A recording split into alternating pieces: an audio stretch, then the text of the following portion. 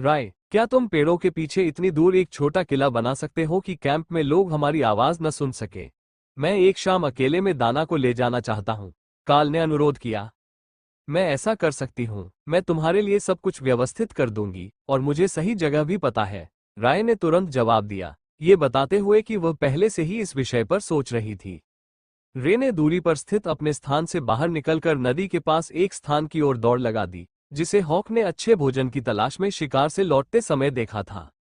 ये शिविर से 1 किलोमीटर से अधिक दूर था। इतनी दूर की संवेदनशील कान यह नहीं सुन सकते थे कि वे क्या कर रहे थे, और यह अच्छे मजबूत पेड़ों के बीच था, इसलिए वे हवा में ऊपर थे, जैसे एक उचित किला होना चाहिए। मैं शाम तक सब कुछ व्यवस्थित कर दूंगा, मकड़ी पर भरोसा रखो, मुझे इन चीजों के बारे में पता है। खैर, काल यह नहीं कह सकता था कि उसे महिलाओं के साथ संबंध बनाने का अधिक अनुभव है, इसलिए वो उसके तर्क से बहस नहीं करने वाला था।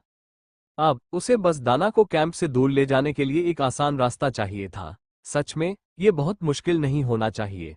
हॉक किले के टॉवर में था, और अगर वो पूरी रात वहां रहा, तो काल के पास कुछ गलत होने की स्थिति में अपनी प्रारंभिक चेतावनी प्रणाली होगी। 15 मिनट बाद राय को विश्वास हो गया कि उसके पास वो सब कुछ तैयार है जिसकी उसे आवश्यकता है। वहां एक किला है, मेरे दाना के लिए जन्मदिन का उपहार है, शाम के लिए कपड़े बदलने के लिए है, और वो सब कुछ है जिसकी आपको जरूरत हो सकती है, उसने काल को सूचित किया क्योंकि वो कुछ दर्जन मीटर दूर अपने सुरक्षा कार्यालय के जाल में बैठी थी। कालकोठरी में मौजूद अन्य कर्मचारियों ने प्रेशर कुकर लाए थे, इसलिए मौलवियों ने मिलकर उस शाम हिरण प्राणी के साथ एक बढ़िया स्टू बनाया। बॉब ने उनके लिए ताज़ी रोटी बनाई थी, और किले से आने वाली खुशबू अविश्वसनीय थी। लेकिन शिविर के बाकी लोग भी रात का खाना बना रहे थे, और नौकरशाह ऐसे नहीं थे जो मैदान में रहते हुए अपने भोजन में कटौती करते हों। इसलिए उनकी टीम शायद कुछ खासियतों के लिए 3 समूहों से चोरी करके कुछ शानदार बना सकती थी। सरकारी शोधकर्ताओं ने स्टेशन पर मौजूद अभिजात वर्ग के लिए बहुत सारी आपूर्ति लाई थी, लेकिन काल की टीम ने हमेशा खुद के लिए खाना बनाना पसंद किया था। शाम के लिए क्या योजना है? मुझे लगता है कि काल शाम के लिए जन्मदिन की लड़की को चुराने जा रहा है, बॉब ने डिनर खत्म करते हुए पूछा। काल ने आंख मारी। रे ने पहले ही सब कुछ सेट कर दिया है, लेकिन हॉक पूरी रात यहीं रहेगा, इसलिए अगर कुछ हुआ तो हम सिर्फ 1 या 2 मिनट में वापस आ जाएंगे। तो फिर भाग जाओ। शुभ रात्रि, और जब तुम सुबह वापस आओगे तो हम जन्मदिन के जश्न की तैयारी करेंगे। काल ने अपना हाथ दाना की ओर बढ़ाया, जो शर्मा गई और अपने पैरों पर खड़ी होने में मदद स्वीकार कर ली। फिर काल ने उसे अपनी बाहों में उठा लिया और जंगल की ओर भाग गया। हम कहाँ जा रहे हैं? हमें नागरिकों की रक्षा करनी है, उसने पूछा जब काल नदी के रास्ते में खुले मैदान में लंबी घास के बीच से भाग रहा था। हम कैंप से सिर्फ 1 किलोमीटर दूर होंगे। हम इतने करीब होंगे कि ज्यादातर लोगों को कुछ गड़बड़ होने का पता भी न चले। उससे पहले ही हम वापस आ जाएंगे। मेरा विश्वास करें, यह इसके लायक होगा। काल ने किले को ठीक उसी जगह देखा जहां राय ने कहा था कि यह होना चाहिए। ब्लडबैथ स्पाइडर पास के पेड़ पर इंतजार कर रहा था। उसने इसे एक साधारण डिजाइन बनाया था, विशाल, पूरी तरह से निलंबित फर्श के साथ, ताकि यह सब लचीला और नर्म हो। जहां शाखाएं नीचे से गुजरती हो, वहां कोई कठोर स्थान ना हो। अंदर कपड़े बदलने के लिए रखे हैं, मौज मस्ती करो। राय ने कहा कि उसने हमारे लिए रात के लिए एक पोशाक बनाई है। मुझे नहीं पता कि उसने क्या बनाया है, लेकिन वहां एक उपहार भी है जिसे आप सुबह खोल सकते हैं, काल ने समझाया। तुम्हें पता है, जब मैं बड़ी हो रही थी तो मेरा परिवार कभी भी जन्मदिन के उपहार नहीं दे सकता था। यह मेरे लिए बिल्कुल नया अनुभव है, और चांदनी रात में नदी के किनारे एक निजी किला किसी परी कथा जैसा है, उसने फुसफुसाते हुए कहा। दाना एक परीख था जैसे जन्मदिन के विचार से उत्साहित हो गई और उसकी बाहों से छूटकर सीढ़ी पर चढ़ गई और दृश्य तथा उस उपहार को देखने लगी जो राय ने उसके लिए छोड़ा था। काल जमीन से उछलकर ऊपर आया और उसने देखा कि दाना एक पतली काली रेशमी चादर पकड़े हुए थी। उसके गालों पर गहरी लाली थी और वो खुली खिड़की से ढलते हुए अंधेरे को देख रही थी। मुझे लगता है कि यह तुम पर बहुत अच्छा लगेगा, काल ने प्रवेश द्वार से अंदर जाते हुए फुसफुसाते हुए कहा। आपके लिए भी कपड़े हैं, दाना ने दरवाजे के पास कपड़ों के ढेर की ओर इशारा करते हुए मुस्कुराते हुए कहा। काल ने रेशमी पायजामा पैंट का एक मैचिंग काला सेट खरीदा जिस पर सफेद धागे से उसका नाम कढ़ाई किया हुआ था। हालांकि उसका पायजामा राय द्वारा दाना के लिए बनाए गए पायजामा से थोड़ा मोटा और कम विस्तृत था। उसे संदेह था कि मकड़ी में जन्मजात पूर्वाग्रह था, लेकिन वह काल के साथ अपने दिमाग को जोड़कर उन्हें यथासंभव गोपनीयता दे रही थी। दाना ने अपने होंठ चाटे जब उसने काल को कपड़े उतारकर पतले रेशमी कपड़े पहनते देखा। फिर उसने अपना संकल्प मजबूत किया और नाइटी पहन ली जो रे ने उसके लिए छोड़ी थी। रेशम उसके घुटनों तक गिर गया, लेकिन वो पतला होने के बावजूद वास्तव में कुछ भी नहीं छिपा रहा था। बिल्कुल आश्चर्यजनक, काल ने हकलाते हुए कहा और उसकी ओर एक कदम बढ़ाया। उसने मुश्किल से ही महसूस किया कि उसकी पीठ पर उसके नाखून गड़े हुए थे जब उसने डाना को अपनी बाहों में खींचा और उसके उछलते बालों को उसके चेहरे से दूर धकेला। डाना ने अपनी आंखें बंद कर ली और महसूस किया कि काल की उंगलियां उसके सिर की मालिश कर रही थी, और जब काल ने उसके कॉलरबोन तक चूमा तो उसकी गर्दन पर उसके मुलायम होठों का एहसास हुआ। वह सहज रूप से उसके शरीर में आगे की ओर झुक गई, क्योंकि वह पीछे हट गया और अधिक संपर्क की लालसा कर रहा था। लेकिन जैसे ही उसके हाथ उसके नाइट गाउन के रेशमी हिस्से के नीचे उसके कूल्हों पर चढ़े, उसकी पीठ खुशी से झुक गई। आज रात कुछ अजीब था। उसकी त्वचा बहुत संवेदनशील थी, हर स्पर्श उसके शरीर में बिजली की तरह दौड़ रहा था, और वो तृप्त नहीं हो पा रही थी। उसने खुद को काल की गोद में बैठे पाया जब वह झूलती हुई कुर्सी पर वापस गिर गया, और जब उसके होंठ उसके होठों से मिले तो किले के बाहर किसी भी चीज के बारे में सभी विचार फीके पड़ गए।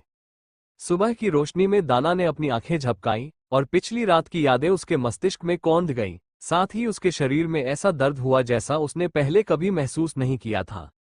उसे याद आया कि उसे चखने की तीव्र इच्छा थी, और जब उसने उसकी पैंट उतारी तो वह कुर्सी से गिर पड़ी। अब उनके शरीर के बीच कोई रेशम नहीं था, और दाना को पूरी उम्मीद थी कि राय से मिला उसका तोहफा शाम तक बचा रहेगा। यह निश्चित रूप से उसके जीवन का सबसे सेक्सी कपड़ा था, लेकिन यह इतना मुलायम था कि वह इसे हर रात खुशी खुशी बिस्तर पर पहनती थी। शाम की यादें उसके दिमाग में घूमने लगी और शर्मिंदगी से उसने अपना चेहरा काल की छाती में छिपा लिया। मुझे लगता है कि शरीर से शर्मीली होने में थोड़ी देर हो गई है, उसने उसके कान में फुसफुसाया। क्या हमें उठना होगा? काल ने उसके माथे को चूमा। हम यहाँ थोड़ी देर और रुक सकते हैं। रेमी ने किले के कोने में एक शॉवर स्थापित किया है, और हमें जाने से पहले इसकी आवश्यकता होगी, लेकिन हमें जल्दी करने की आवश्यकता नहीं है। 1 घंटे बाद डाना को साझा स्नान के लाभों की अच्छी तरह जानकारी हो गई, और वे अंततः स्वच्छ हो गए तथा शिविर में वापस जाने के लिए तैयार हो गए। दाना ने अपनी नई नाइट गाउन को खिड़की के नीचे ढेर में पड़ा हुआ पाया, जिसे जल्दबाजी में फेंक दिया गया था और कमरे में फेंक दिया गया था। उसने उसे उठाया और शर्मा गई, क्योंकि उसे एहसास हुआ कि इसे फिर से पहनने से पहले इसे अच्छी तरह से साफ करने की जरूरत होगी।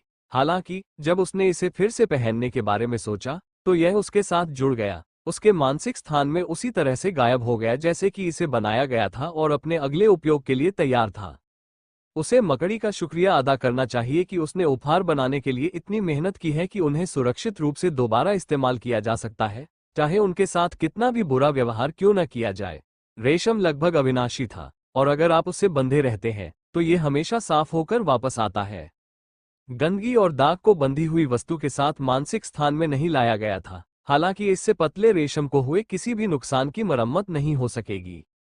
रे ने तुम्हारा उपहार झूले के पास छोड़ दिया है, काल ने उसे याद दिलाया तो डाना के चेहरे पर एक सौम्य मुस्कान आ गई। दाना उपहार लेने के लिए झुकी, और जब उसने अपनी पीठ पर काल का हाथ महसूस किया तो उसकी आंखें घूम गईं। उसने सोचा था कि अब तक नयापन खत्म हो चुका होगा, लेकिन नहीं, काल को पूरा यकीन था कि वो कभी भी उस दृश्य से संतुष्ट नहीं होगा। उपहार कवच पर चला जाता है, राय ने उन्हें याद दिलाया। काल के विचारों को वापस ट्रैक पर लाया और उन गतिविधियों से दूर कर दिया जो एक और स्नान की आवश्यकता को जन्म देंगी। राय का कहना है कि यह आपके कवच के ऊपर लगाने के लिए उपयुक्त है, वो कवच जो आपको गद्दारों से मिला था, काल ने बताया। दाना ने कवच पहना, फिर गुलाबी रिबन वाला बड़ा बक्सा निकाला। ये सुंदर था, और बक्से को मजबूत मकड़ी के रेशम से सख्त किया गया था ताकि इसे कार्डबोर्ड की अर्ध कठोर बनावट दी जा सके। रॉयल रैंक तक पहुंचने के बाद रे ने रेशम के साथ अपनी बहुमुखी प्रतिभा में वास्तव में सुधार किया था। बॉक्स के अंदर एक काले रंग का लड़ाकू पहनावा, ढीले पैंट जो बछड़े के ऊंचे बूटों में टक किए गए थे, कमर पर दुपट्टा, एक ट्यूनिक स्टाइल शर्ट और एक लंबा ग्रे कोट था जो गतिशीलता के लिए आपके पैरों के निचले हिस्से को जोड़ने के लिए पीछे की ओर से अलग हो गया था। इसमें एक हुड भी था जिसमें एक अलग करने योग्य फेस मास्क था जिससे केवल आंखें और माथा दिखाई देता था। ये शैली स्पेलब्लेड और हत्यारे कुलों के बीच की थी, जिनसे दुष्ट वर्ग के शिक्षक संबंधित थे, और जितना अधिक दाना इसे देखती थी उतना ही वह इसे पसंद करती थी।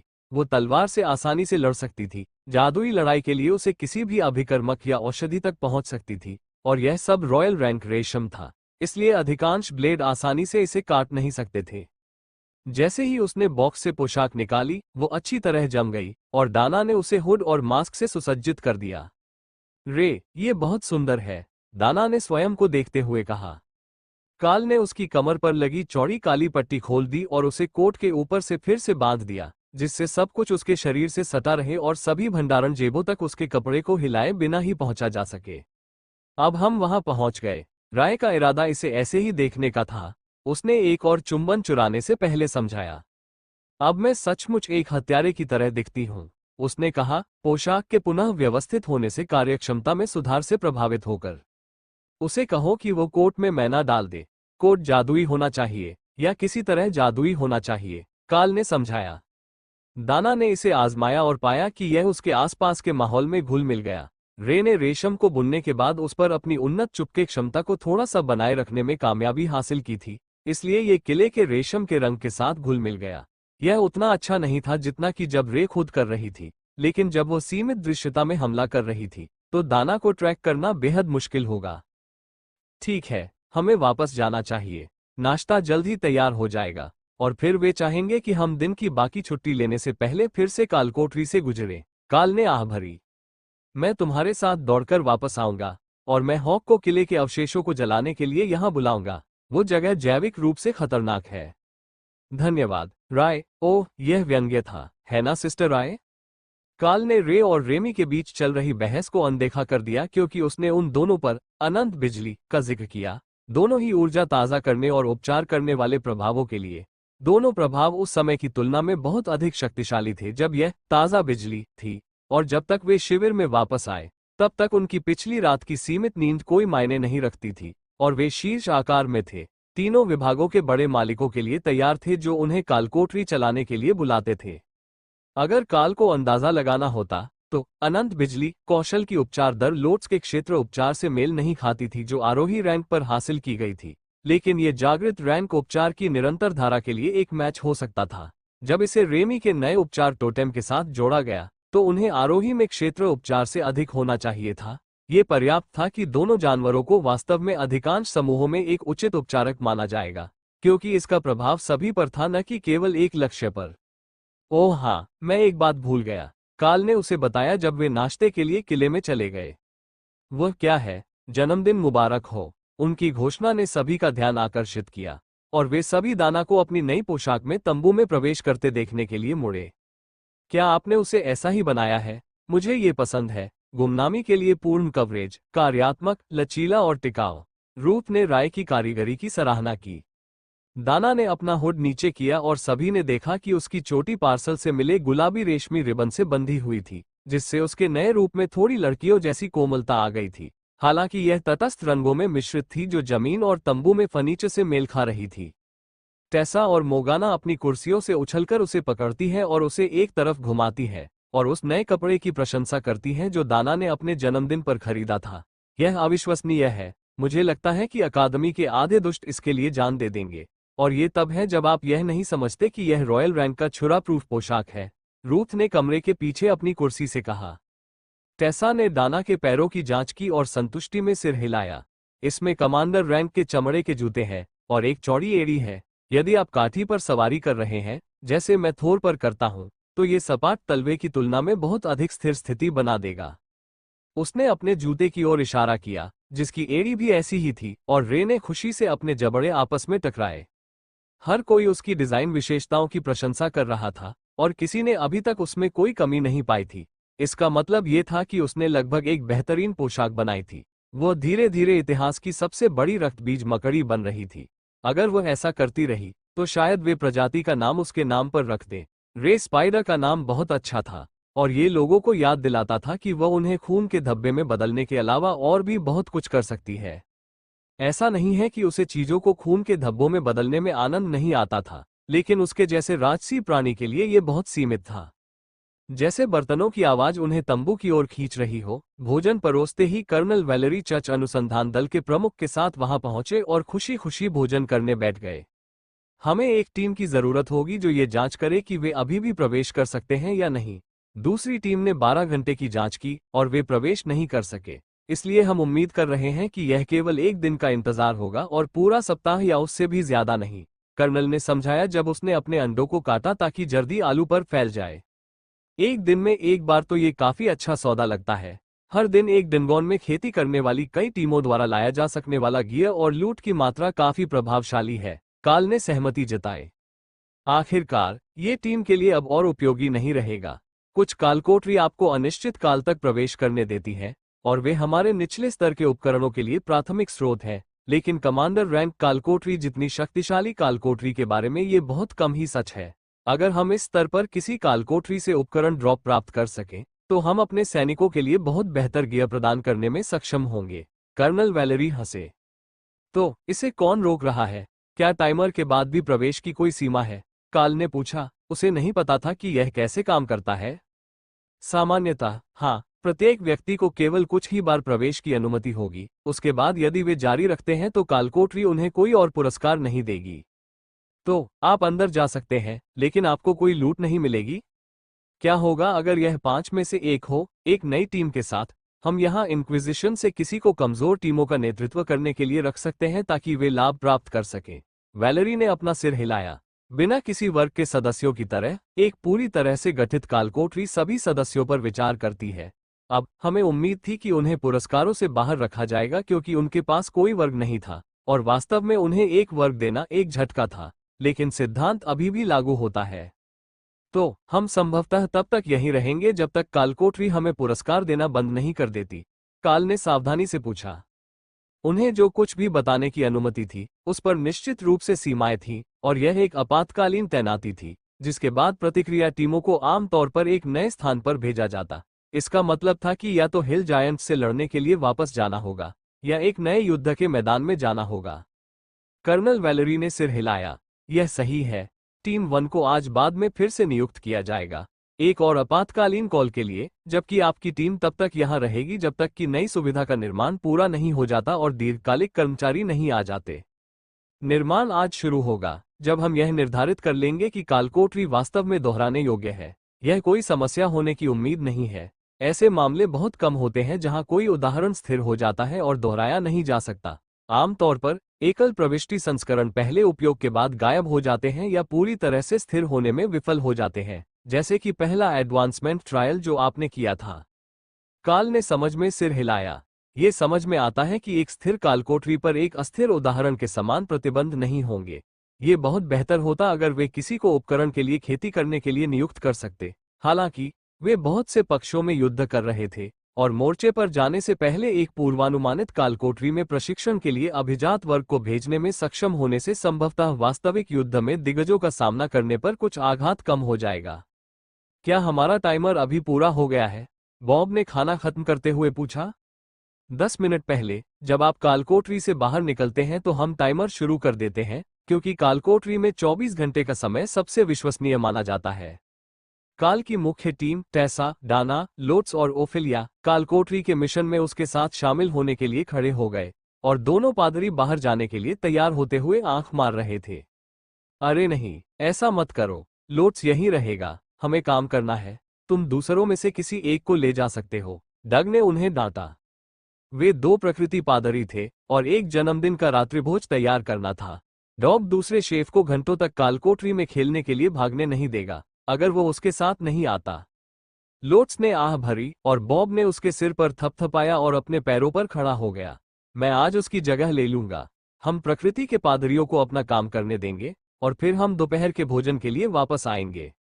काल ने देखा कि मोगाना और कर्नल वैलेरी बाहर जाते समय एक दूसरे के साथ गुप्त रूप से मुस्कुरा रहे थे, इसलिए उसे यकीन था कि कर्नल को पता था कि वे आज क्या करने वाले थे और संभवतः उन्होंने शाम के लिए कुछ योजना बनाई होगी, क्योंकि डॉग दोपहर का भोजन बनाने पर आमादा था, रात का खाना नहीं। सौभाग्य से डाना दूसरी ओर मुंह करके खड़ी थी और अपना फेस मास्क और हुड ठीक कर रही थी, जो एक दूसरे से जुड़े हुए थे और वो अभी तक पूरी तरह से अभ्यस्त नहीं हुई थी। कपड़े का कवच प्रभाव बल से टूटी हड्डियों को तो नहीं रोक सकता था, लेकिन यह उसे कटने या विशेष रूप से खतरनाक स्प्रे से चोट लगने से बचा सकता था। अब जब वह एक ऐसी युद्ध शैली सीख रही थी जिसमें ब्लेड और मंत्रों का मिश्रण होता था, अक्सर नजदीकी इलाकों में खून या किसी और चीज से छिड़का जाना एक चिंता का विषय बन गया था। काल ने टीम को कालकोठरी के प्रवेश द्वार तक पहुंचाया और अपना हाथ बढ़ाया ताकि अगर पोर्टल अभी भी बंद था तो वह मुंह के बल अंदर न चला जाए।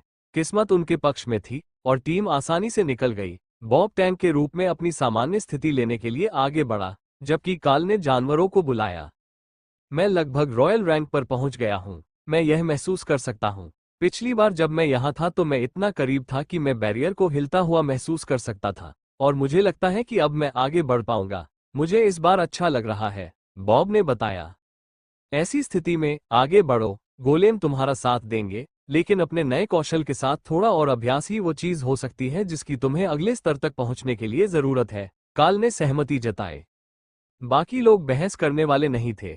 उनके साथ यहाँ कोई पर्यवेक्षक नहीं था, इसलिए वे अपनी मर्जी से जितनी जल्दी चाहे उतनी तेजी से आगे बढ़ सकते थे, या बॉस के बीच में ब्रेक ले सकते थे ताकि वे भोजन तैयार होने से पहले बहुत जल्दी वापस ना आ जाएं। यदि वे काम में ढिलाई बरत रहे हैं तो अन्य लोगों को निश्चित रूप से पता चल जाएगा, लेकिन यदि उन्हें पता भी हो तो भी इस बारे में कुछ खास नहीं किया जा सकता। बॉब ने आगे बढ़कर ओग्रेस को अपने शील्ड स्लैम से जमीन पर गिरा दिया और फिर टाइटैनिक क्लीव से उन्हें काट दिया। यह मैना गहन कौशल की एक जोड़ी थी, लेकिन इसने सभी ओग्रेस को गंभीर रूप से घायल कर दिया और गोलेम ने उन्हें खत्म कर दिया, इससे पहले कि उनमें से कोई भी खुद का बचाव कर पाता। जब वे पहले बॉस के पास पहुंचे तो उनकी गति धीमी भी नहीं हुई। सभी ने बस हमला कर दिया, कुछ ही सेकंड में बॉक्स को तोड़ दिया, ये देखने के लिए कि बॉक्स में क्या है। बॉस पराजित। इस बार घोषणा छाती के ऊपर हवा में नहीं थी, बल्कि काल की नजर में थी, जैसे कि उसने इंटरफेस सक्रिय कर रखा हो। वह इसे हर समय चालू नहीं रखता था, क्योंकि यह सिर्फ ध्यान भटकाने वाला था, खास तौर पर उसकी अत्यधिक उन्नत दृष्टि के साथ। लेकिन घोषणा देखना उसे ये याद दिलाने के लिए पर्याप्त था कि वो दिन ब दिन सिस्टम के और अधिक फंक्शन प्राप्त कर रहा था। बॉब ने संदूक खोला और उसके अंदर कवच का एक छोटा सा संग्रह था, साथ ही बड़ी संख्या में सिक्के भी थे। सिक्के बांटे या दावा करें, काल ने अपने इंटरफेस से देखा। विभाजन, उसने चुना। 73 स्वर्ण सिक्के प्राप्त हुए। काल ने जल्दी से अपना इंटरफेस चेक किया और देखा कि पैसे वाला फंक्शन अब सक्रिय हो गया था, जबकि बाकी सभी लोग पैसे गायब होते देख भ्रमित होकर इधर उधर देखने लगे। इसने मुझे इसे विभाजित करने का विकल्प दिया। अपने इंटरफेस और अपने बैग की जांच करें, यह वहां होना चाहिए, काल ने समझाया। ओह, ये तो है, मेरे बैग के ठीक नीचे। खैर, यह एक मजेदार नया फंक्शन है। पैसे को अपने आप बांटने से चीजें बहुत कम मुश्किल हो जाती हैं, खासकर तब जब आपकी टीम में कोई बरसकर हो। आप जानते हैं कि वे गणित के बारे में कैसा महसूस करते हैं, बॉब ने मजाक में कहा। माफ करना, तुम्हारा गणित तो मेरे से भी खराब है, ओफेलिया हंसी। उन्होंने कवच के टुकड़ों को थोर के बैग में डाल दिया और टेसा ने संदूक के नीचे रह गई अंगूठी की जांच की। फायरबॉल एनहेंसमेंट की एक अंगूठी। ये केवल फायरबॉल मंत्र पर काम करती है, लेकिन ये 15% तक नुकसान बढ़ाती है, उसने समझाया। इसे बैग में रखना ही बेहतर होगा। हम में से कोई भी वास्तविक फायरबॉल मंत्र का उपयोग नहीं करता है, लेकिन 2 नए जादूगर इसका उपयोग कर सकते हैं। दूसरे बॉस का हाल भी पहले जैसा ही था। कुछ ही सेकंड में हमला करके उन्हें हरा दिया गया। छाती में उनकी जरूरत की कोई चीज नहीं थी, लेकिन इस बार सिक्के पहली बार छूते ही अपने आप अलग हो गए। ओह, अब ये कालकोटरी के लिए डिफ़ॉल्ट सेटिंग लगती है। अगर यह सेटिंग सिर्फ हमारे लिए लागू नहीं होती तो आने वाले दूसरे लोग इसे पसंद करेंगे।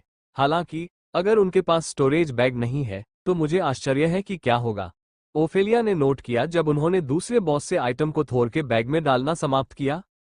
वे तीसरे बॉस की ओर बढ़ गए। बॉब को टीम का नेतृत्व करने दिया, लेकिन जैसे जैसे वे करीब आते गए, उनकी निराशा बढ़ती गई। वह अड़चन पर फंस गया था और उसके आगे बढ़ने के लिए एक घटक गायब था। लेकिन उम्मीद थी कि आखिरी बॉस उसे इसे तोड़ने में मदद करेगा, और उसके चेहरे के भाव को देखकर काल को यकीन था कि बॉब अकेले ही उससे लड़ना चाहता था। ठीक है, कोशिश करो, महिलाएं तुम्हें स्वस्थ रखेंगी, बॉब के जोर से पूछने से पहले ही काल ने सहमति दे दी। योद्धा ने खुद को तैयार किया और थोर ने बॉस के मंच पर सुरक्षा का चक्र लाते हुए उस पर अनंत बिजली को ताज़ा किया। अगर बॉब अकेले लड़ने जा रहा था तो वे उसके लिए इतना ही कर सकते थे, और अनंत बिजली योद्धा की किसी भी रक्षात्मक क्षमता की तुलना में कहीं अधिक शक्तिशाली कौशल था। ये सुरक्षा के घेरे से कम नुकसान के प्रभाव को भी बेहतर करेगा और उसे कम से कम उपचार के साथ बॉस को रोकने में सक्षम होना चाहिए। ओग्रे लॉर्ड का क्लब बॉब की ढाल पर गिर गया, जो अनंत बिजली सक्रिय होने पर सुनहरे पवित्र प्रकाश से चमक उठा। फिर टाइटैनिक स्लैश जानवर के कंधे पर गिर गया, कवच में एक गहरी खाई बना दी और खून की बौछार शुरू कर दी। लेकिन दो शीर्ष कमांडर रैंक के प्रतिद्वंद्वियों के बीच लड़ाई अविश्वसनीय रूप से बराबरी की थी, और केवल थोर की अतिरिक्त क्षमताएं ही बॉब को लड़ाई में बनाए रख रही थीं। दोनों योद्धाओं ने चक्कर लगाते हुए एक दूसरे पर तीव्र प्रहार किए, फिर एक दूसरे का संतुलन बिगाड़ने के लिए जोरदार प्रहार किए। काल ने पहले कभी इस बात पर ध्यान नहीं दिया था कि ऑग्रे लॉर्ड और वॉरियर क्लास एलीट की लड़ने की शैली कितनी समान थी, लेकिन उनके हथियारों के अलावा उनके कौशल भी समान थे। हालांकि बॉब अपनी बेहतर तलवार कौशल के साथ तेजी से बढ़त हासिल कर रहा था, और जब भी कोई हमला रोका जाता या इतनी अच्छी तरह से रोका जाता कि वो अपनी स्थिति से बाहर हो जाता, तो ओग्रे लॉर्ड बार बार हमले झेल रहा था। हालांकि काल को ये स्पष्ट था कि बॉब क्या खो रहा था। वो कमांडरों और रॉयल्स के बीच ऊर्जा पैटर्न में परिवर्तन को नहीं समझ पा रहा था, और काल को यकीन नहीं था कि कमांडर रैंक के राक्षसों से लड़ने से उसे इस संबंध में मदद मिलेगी। वास्तव में उसके लिए काल के साथ मुकाबला करना बेहतर होगा, ताकि वह अपने जीवन को जोखिम में डाले बिना बार बार रॉयल रैंक की शक्ति की भावना का अनुभव कर सके। ये वास्तव में ऐसा कुछ नहीं था जो अधिकांश एलीट तब करते थे जब वे मैदान में होते थे। लड़ने के लिए बहुत सारे अन्य लक्ष्य थे, इसलिए काल ने इसके बारे में नहीं सोचा था। लेकिन बॉब जैसे किसी व्यक्ति के लिए जो अड़चन में फंस गया था, ये सिर्फ एक चीज हो सकती है। एक बहुत ही क्रूर आदान प्रदान के बाद बॉब पीछे हट गया और गोलम्स को सिर हिलाया। उसे भी यह एहसास हो गया था, अड़चन को तोड़ने का जवाब ओग्रे लॉर्ड नहीं था। गोलम्स 1 सेकंड से भी कम समय में घायल कालकोठरी मालिक पर थे, और 3 सेकंड बाद वो जमीन पर मृत अवस्था में गिर गया, जबकि कालकोठरी का अंतिम संदूक दिखाई दिया।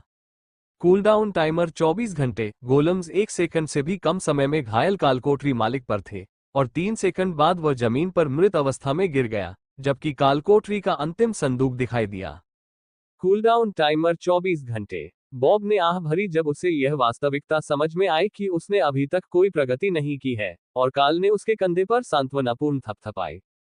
ज्यादा चिंता मत करो, जब तक हम यहाँ हैं, मैं तुम्हारे साथ अभ्यास करूंगा, और हो सकता है कि तुम जो खोज रहे हो वह तुम्हें मिल जाए। मैं बता सकता हूं कि तुम समझने के बहुत करीब हो, लेकिन जब तक तुम समझ नहीं जाते, तब तक इसे समझाने का कोई तरीका नहीं है। काल ने उसे धीरे से बताया।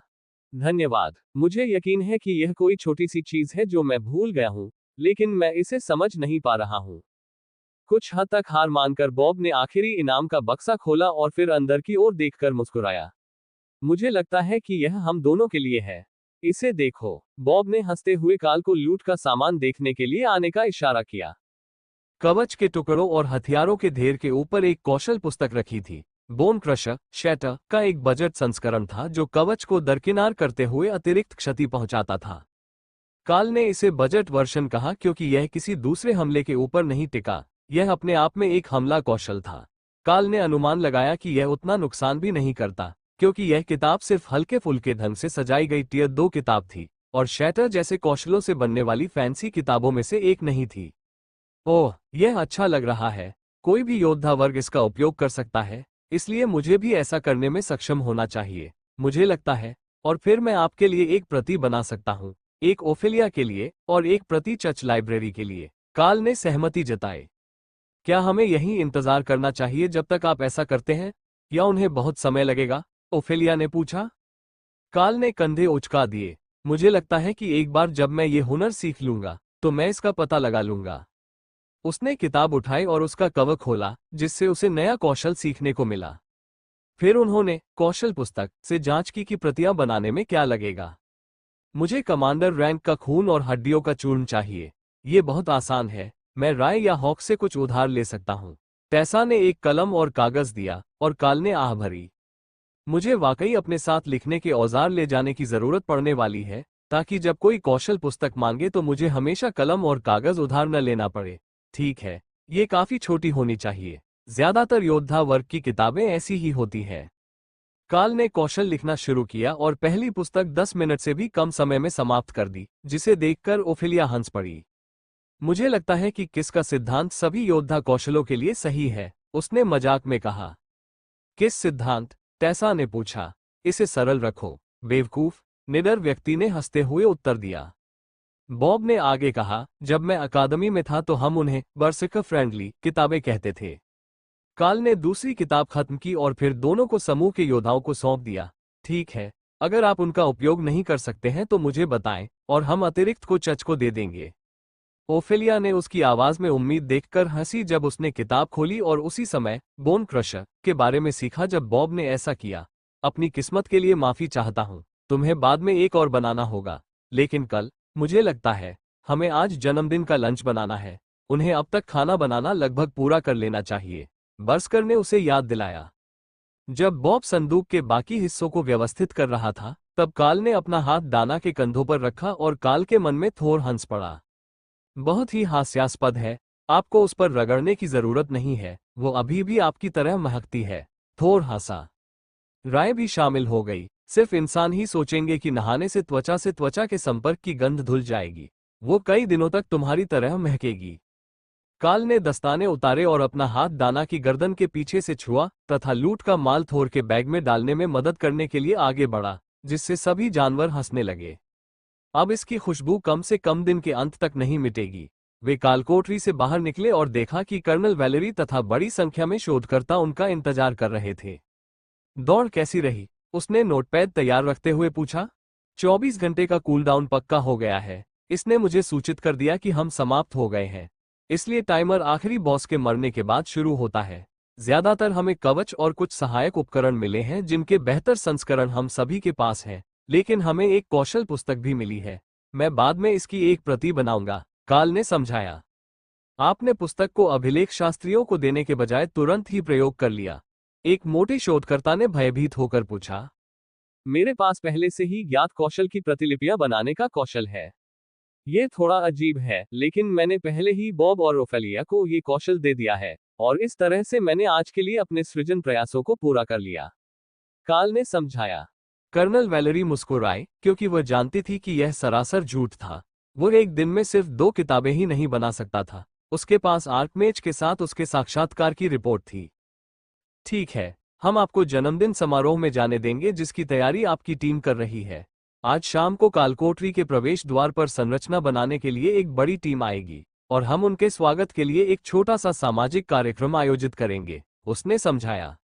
बॉब ने ठहाका लगाया। ऐसा लगता है कि बहुत ज्यादा महत्वपूर्ण लोग आ रहे हैं और हमें उनका मनोरंजन करते रहना है, जबकि न्यूज कैमरे आपसे और दूसरे टीम लीडर्स से जानकारी मांग रहे हैं। मैं यह नहीं कहूंगा कि आप गलत हैं, लेकिन मैं ये जरूर कहूंगा कि आना अनिवार्य है, इसलिए अपना सबसे अच्छा पहनावा पहने और शायद अपनी दाढ़ी भी कटवा लें। बॉब ने अपनी दाढ़ी खुजाई और कंधे उचकाए। मैं देखूंगा कि मैं क्या कर सकता हूं। आप दोपहर के भोजन के लिए आ सकते हैं। दाना को टकी और पकौड़े चाहिए थे, इसलिए टीम का दूसरा हिस्सा पूरी सुबह उस पर काम कर रहा था, जबकि हम कालकोठरी में थे। तो इसीलिए तुम उनके साथ हो, लोट्स के साथ नहीं। उन्हें किसी और की जरूरत थी जो खाना बना सके। ठीक है, वे आज सुबह हमसे काफी सारी सामग्री चुराने आए हैं। मुझे ये देखने के लिए आना होगा कि यह कैसे बना। ये सुनकर काल चौंक गया। उसने वो सब कुछ लाया था जो उन्होंने जन्मदिन के खाने के लिए मांगा था, इसलिए अगर वे और कुछ चाहते थे तो उन्होंने मेनू में और कुछ जोड़ा होगा जो 2 नेचर क्लेरिक्स खुद नहीं बना सकते थे। जब वे किले में दाखिल हुए तो ऐसा लगा जैसे कोई चच में बेक की गई चीजों की बिक्री की तैयारी कर रहा था। एक दीवार के साथ 4 बड़े पिज्जा ओवन लगे हुए थे, दूसरी दीवार के साथ 3 लंबे तवे लगे हुए थे, जिनके ऊपर प्रेशर कुकर या संभवतः स्टीम पॉट रखे हुए थे। बीच में 2 बड़े मिक्सर लगे हुए थे और उनके पास पके हुए माल से भरे दर्जनों टब थे। काल के टेंट में घुसते ही डॉग ने हाथ हिलाया। तुम बिल्कुल सही समय पर आए हो। स्टीम पॉट से छोटे केक निकालने में मदद करो और उन्हें कूलिंग रैक पर रखो। हमारे पास एक और बैच तैयार है। जन्मदिन मुबारक हो, मिस डाना। लो, एक कुकी लो। डॉग ने एक 3 गैलन की बाल्टी की ओर इशारा किया जिसमें अदरक के बिस्कुट भरे हुए थे, और दाना ने हंसते हुए ढेर के ऊपर से एक अभी भी गर्म बिस्कुट निकाला। ओह, ये तो अद्भुत है, लेकिन आपने इतने सारे कैसे बनवा लिए, जबकि हम तो केवल 1 घंटे के लिए ही गए थे? डाना ने पूछा। जादू, डॉग ने भावशून्य स्वर में कहा। लोट्स ने सिर हिलाया और काल द्वारा खाली किए जा रहे स्टीम पॉट में ताजे कपकेक डाले। उनमें रैक की 3 परतें थीं और नीचे थोड़ा पानी था, इसलिए सामग्री पूरी तरह से भाप में पक गई, जो बेक किए गए कपकेक से थोड़ा अलग था, लेकिन वे स्वादिष्ट लग रहे थे। फिर उसने बर्तन पर जादू कर दिया और उसे ग्रिल पर रख दिया तथा अगला बर्तन भरने चली गई। इस बात को याद करते हुए काल ने देखा कि ओवन में कुकीज संदिग्ध रूप से तेजी से चपटी हो रही थी, और उसे एहसास हुआ कि पादरियों को तेजी से पकाने के लिए कोई मंत्र अवश्य पता होगा। डॉग ने एक ओवन की ओर इशारा करते हुए कहा, हमें और लोगों की जरूरत है। जन्मदिन वाली लड़की को छोड़कर सभी लोग आगे आए, लाइन को आगे बढ़ाते रहें और हमारे पास हफ्तों तक मिठाइयाँ रहेंगी। दाना, अपनी कुकीज का आनंद ले। दोपहर का भोजन आधे घंटे में तैयार हो जाएगा। अगले 1 घंटे तक पके हुए माल का भट्टियों और भाप के बर्तनों में आना जाना सुचारू रूप से चलता रहा, जब तक कि डॉग ने यह निर्णय नहीं ले लिया कि अब उनके पास एक छोटी सेना को खिलाने के लिए पर्याप्त माल है, साथ ही आने वाले मेहमानों और निर्माण श्रमिकों के लिए नाश्ते का प्रबंध भी हो जाएगा। फिर वो व्यंजन जिसका वे सभी इंतजार कर रहे थे, टर्की और पकौड़े, परोसने के लिए तैयार थे। इन डिब्बों में से एक में कॉर्नब्रेड मिनी लोफ है। स्टू के साथ खाने के लिए कुछ ले लो। हमारे पास यहाँ सिर्फ हमारे लिए ही बहुत ज्यादा है, इसलिए हम इसे पूरे दिन खा सकते हैं, डग ने घोषणा की। लोट्स ने दाना के लिए एक बड़ा कटोरा लिया और फिर उसे प्याज के पत्तों से सजाया और उसके बगल में मकई की रोटी का एक छोटा पाव रखा, जिसका आकार बिस्कुट के बजाय ब्रेड पाव जैसा था, जो काल को थोड़ा अजीब लगा, और उसके साथ शहद मक्खन की एक परत रखी।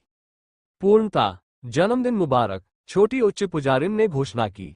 महिलाएं तंबू से बाहर चली गईं, जहां खाने की मेजें दूसरी जगह रख दी गई थी, और काल हाल ही में लोट्स के अजीब व्यवहार के बारे में कुछ जवाब जानने के लिए डॉग के पास गया।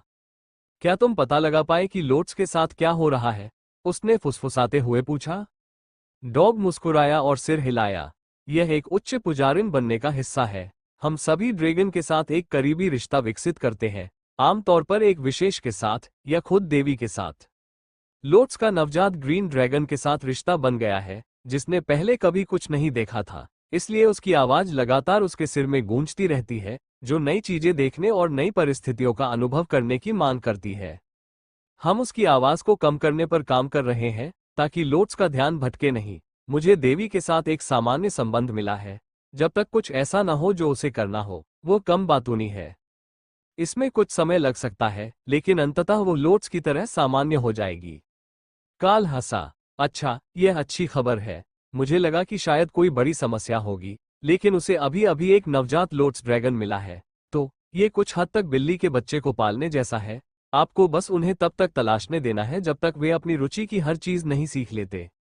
डॉग ने हंसते हुए अपना सिर हिलाया। ग्रीन ड्रैगन्स को जिज्ञासु बिल्ली के बच्चों से तुलना किए जाने पर बुरा लग सकता है, लेकिन मैं समझ सकता हूं कि आपको ये धारणा कहां से मिली होगी। सभी प्रजातियों के नवजात शिशु समान रूप से जिज्ञासु होते हैं। वे दोनों दोपहर का भोजन लेकर बाहर चले गए क्योंकि भट्टियां अभी भी गर्म थीं और किले के अंदर का हिस्सा थोड़ा दमघटू था, क्योंकि दरवाजा खुला होने के बावजूद भी हवा का आवागमन बहुत कम था। दाना ने दूसरा, फिर तीसरा खाया, जब तक कि वह काल के बगल में भोजन की कोमा में झुक नहीं गई। उनमें से किसी को भी कुछ करने की जल्दी नहीं थी। वे बस धूप में आराम कर रहे थे जब तक कि हेलीकॉप्टरों की आवाज ने उन्हें नए आगमन के बारे में सचेत नहीं किया। 10 दोहरे ब्लेड वाले परिवहन हेलीकॉप्टर तथा 2 हेलीकॉप्टर जिनके नीचे एक बड़ा धातु का कंटेनर था, दिखाई दे रहे थे, जिनमें संभवतः निर्माण दल और सामग्री थी। मैं समझ सकती हूँ कि हेलीकॉप्टर पहाड़ी दिग्गजों से क्यों डरते हैं। मैं उन्हें यहाँ से हटा सकती हूँ, राय ने किले के घंटाघर में आराम करते हुए निष्क्रियता से कहा। पहला हेलीकॉप्टर उतरा और श्रमिकों का एक पूरा दल वहां आ गया तथा साइट के चारों ओर फैल गया, तथा सामान उतारने के लिए अन्य हेलीकॉप्टरों के उतरने के लिए खूंटे और लाइटें लगाने लगा। मुझे लगता है कि यह सुरक्षित है कि हम यहीं प्रतीक्षा करें जब तक कि वे सामान उतारने का काम पूरा न कर ले। ऐसा नहीं लगता कि उनके पास बाद में कुकीज खाने का समय होगा, लोट्स ने कहा। बहुत बाद में, वे तैयारी के काम को लेकर बहुत ऊर्जावान है ना? काल ने सहमति जताई। इसके बाद हेलीकॉप्टरों से और भी अधिक श्रमिक बाहर आए, और काल को आश्चर्य होने लगा कि कालकोठरी के द्वार पर संरचना बनाने के लिए वास्तव में कितने लोगों की आवश्यकता होगी। उनमें से कुछ संभवतः इस स्थान के दीर्घकालिक देखभालकर्ता होंगे, लेकिन यहाँ 50 नए लोगों का होना जरूरी था, और जिस क्षेत्र को उन्होंने भवन के लिए चिन्हित किया था वह एक औसत घर से ज्यादा बड़ा नहीं था। अगर यह इमारत इतनी बड़ी थी, तो उनके पास बहुत ज्यादा मजदूर थे। क्या उन्होंने सभी को सिर्फ एक ही टुकड़ा जोड़ने की योजना बनाई थी? ये काल द्वारा किसी निर्माण टीम के लिए अब तक सुनी गई सबसे अनोखी रणनीति होगी, इसलिए उन्हें कुछ और ही सोचना पड़ा।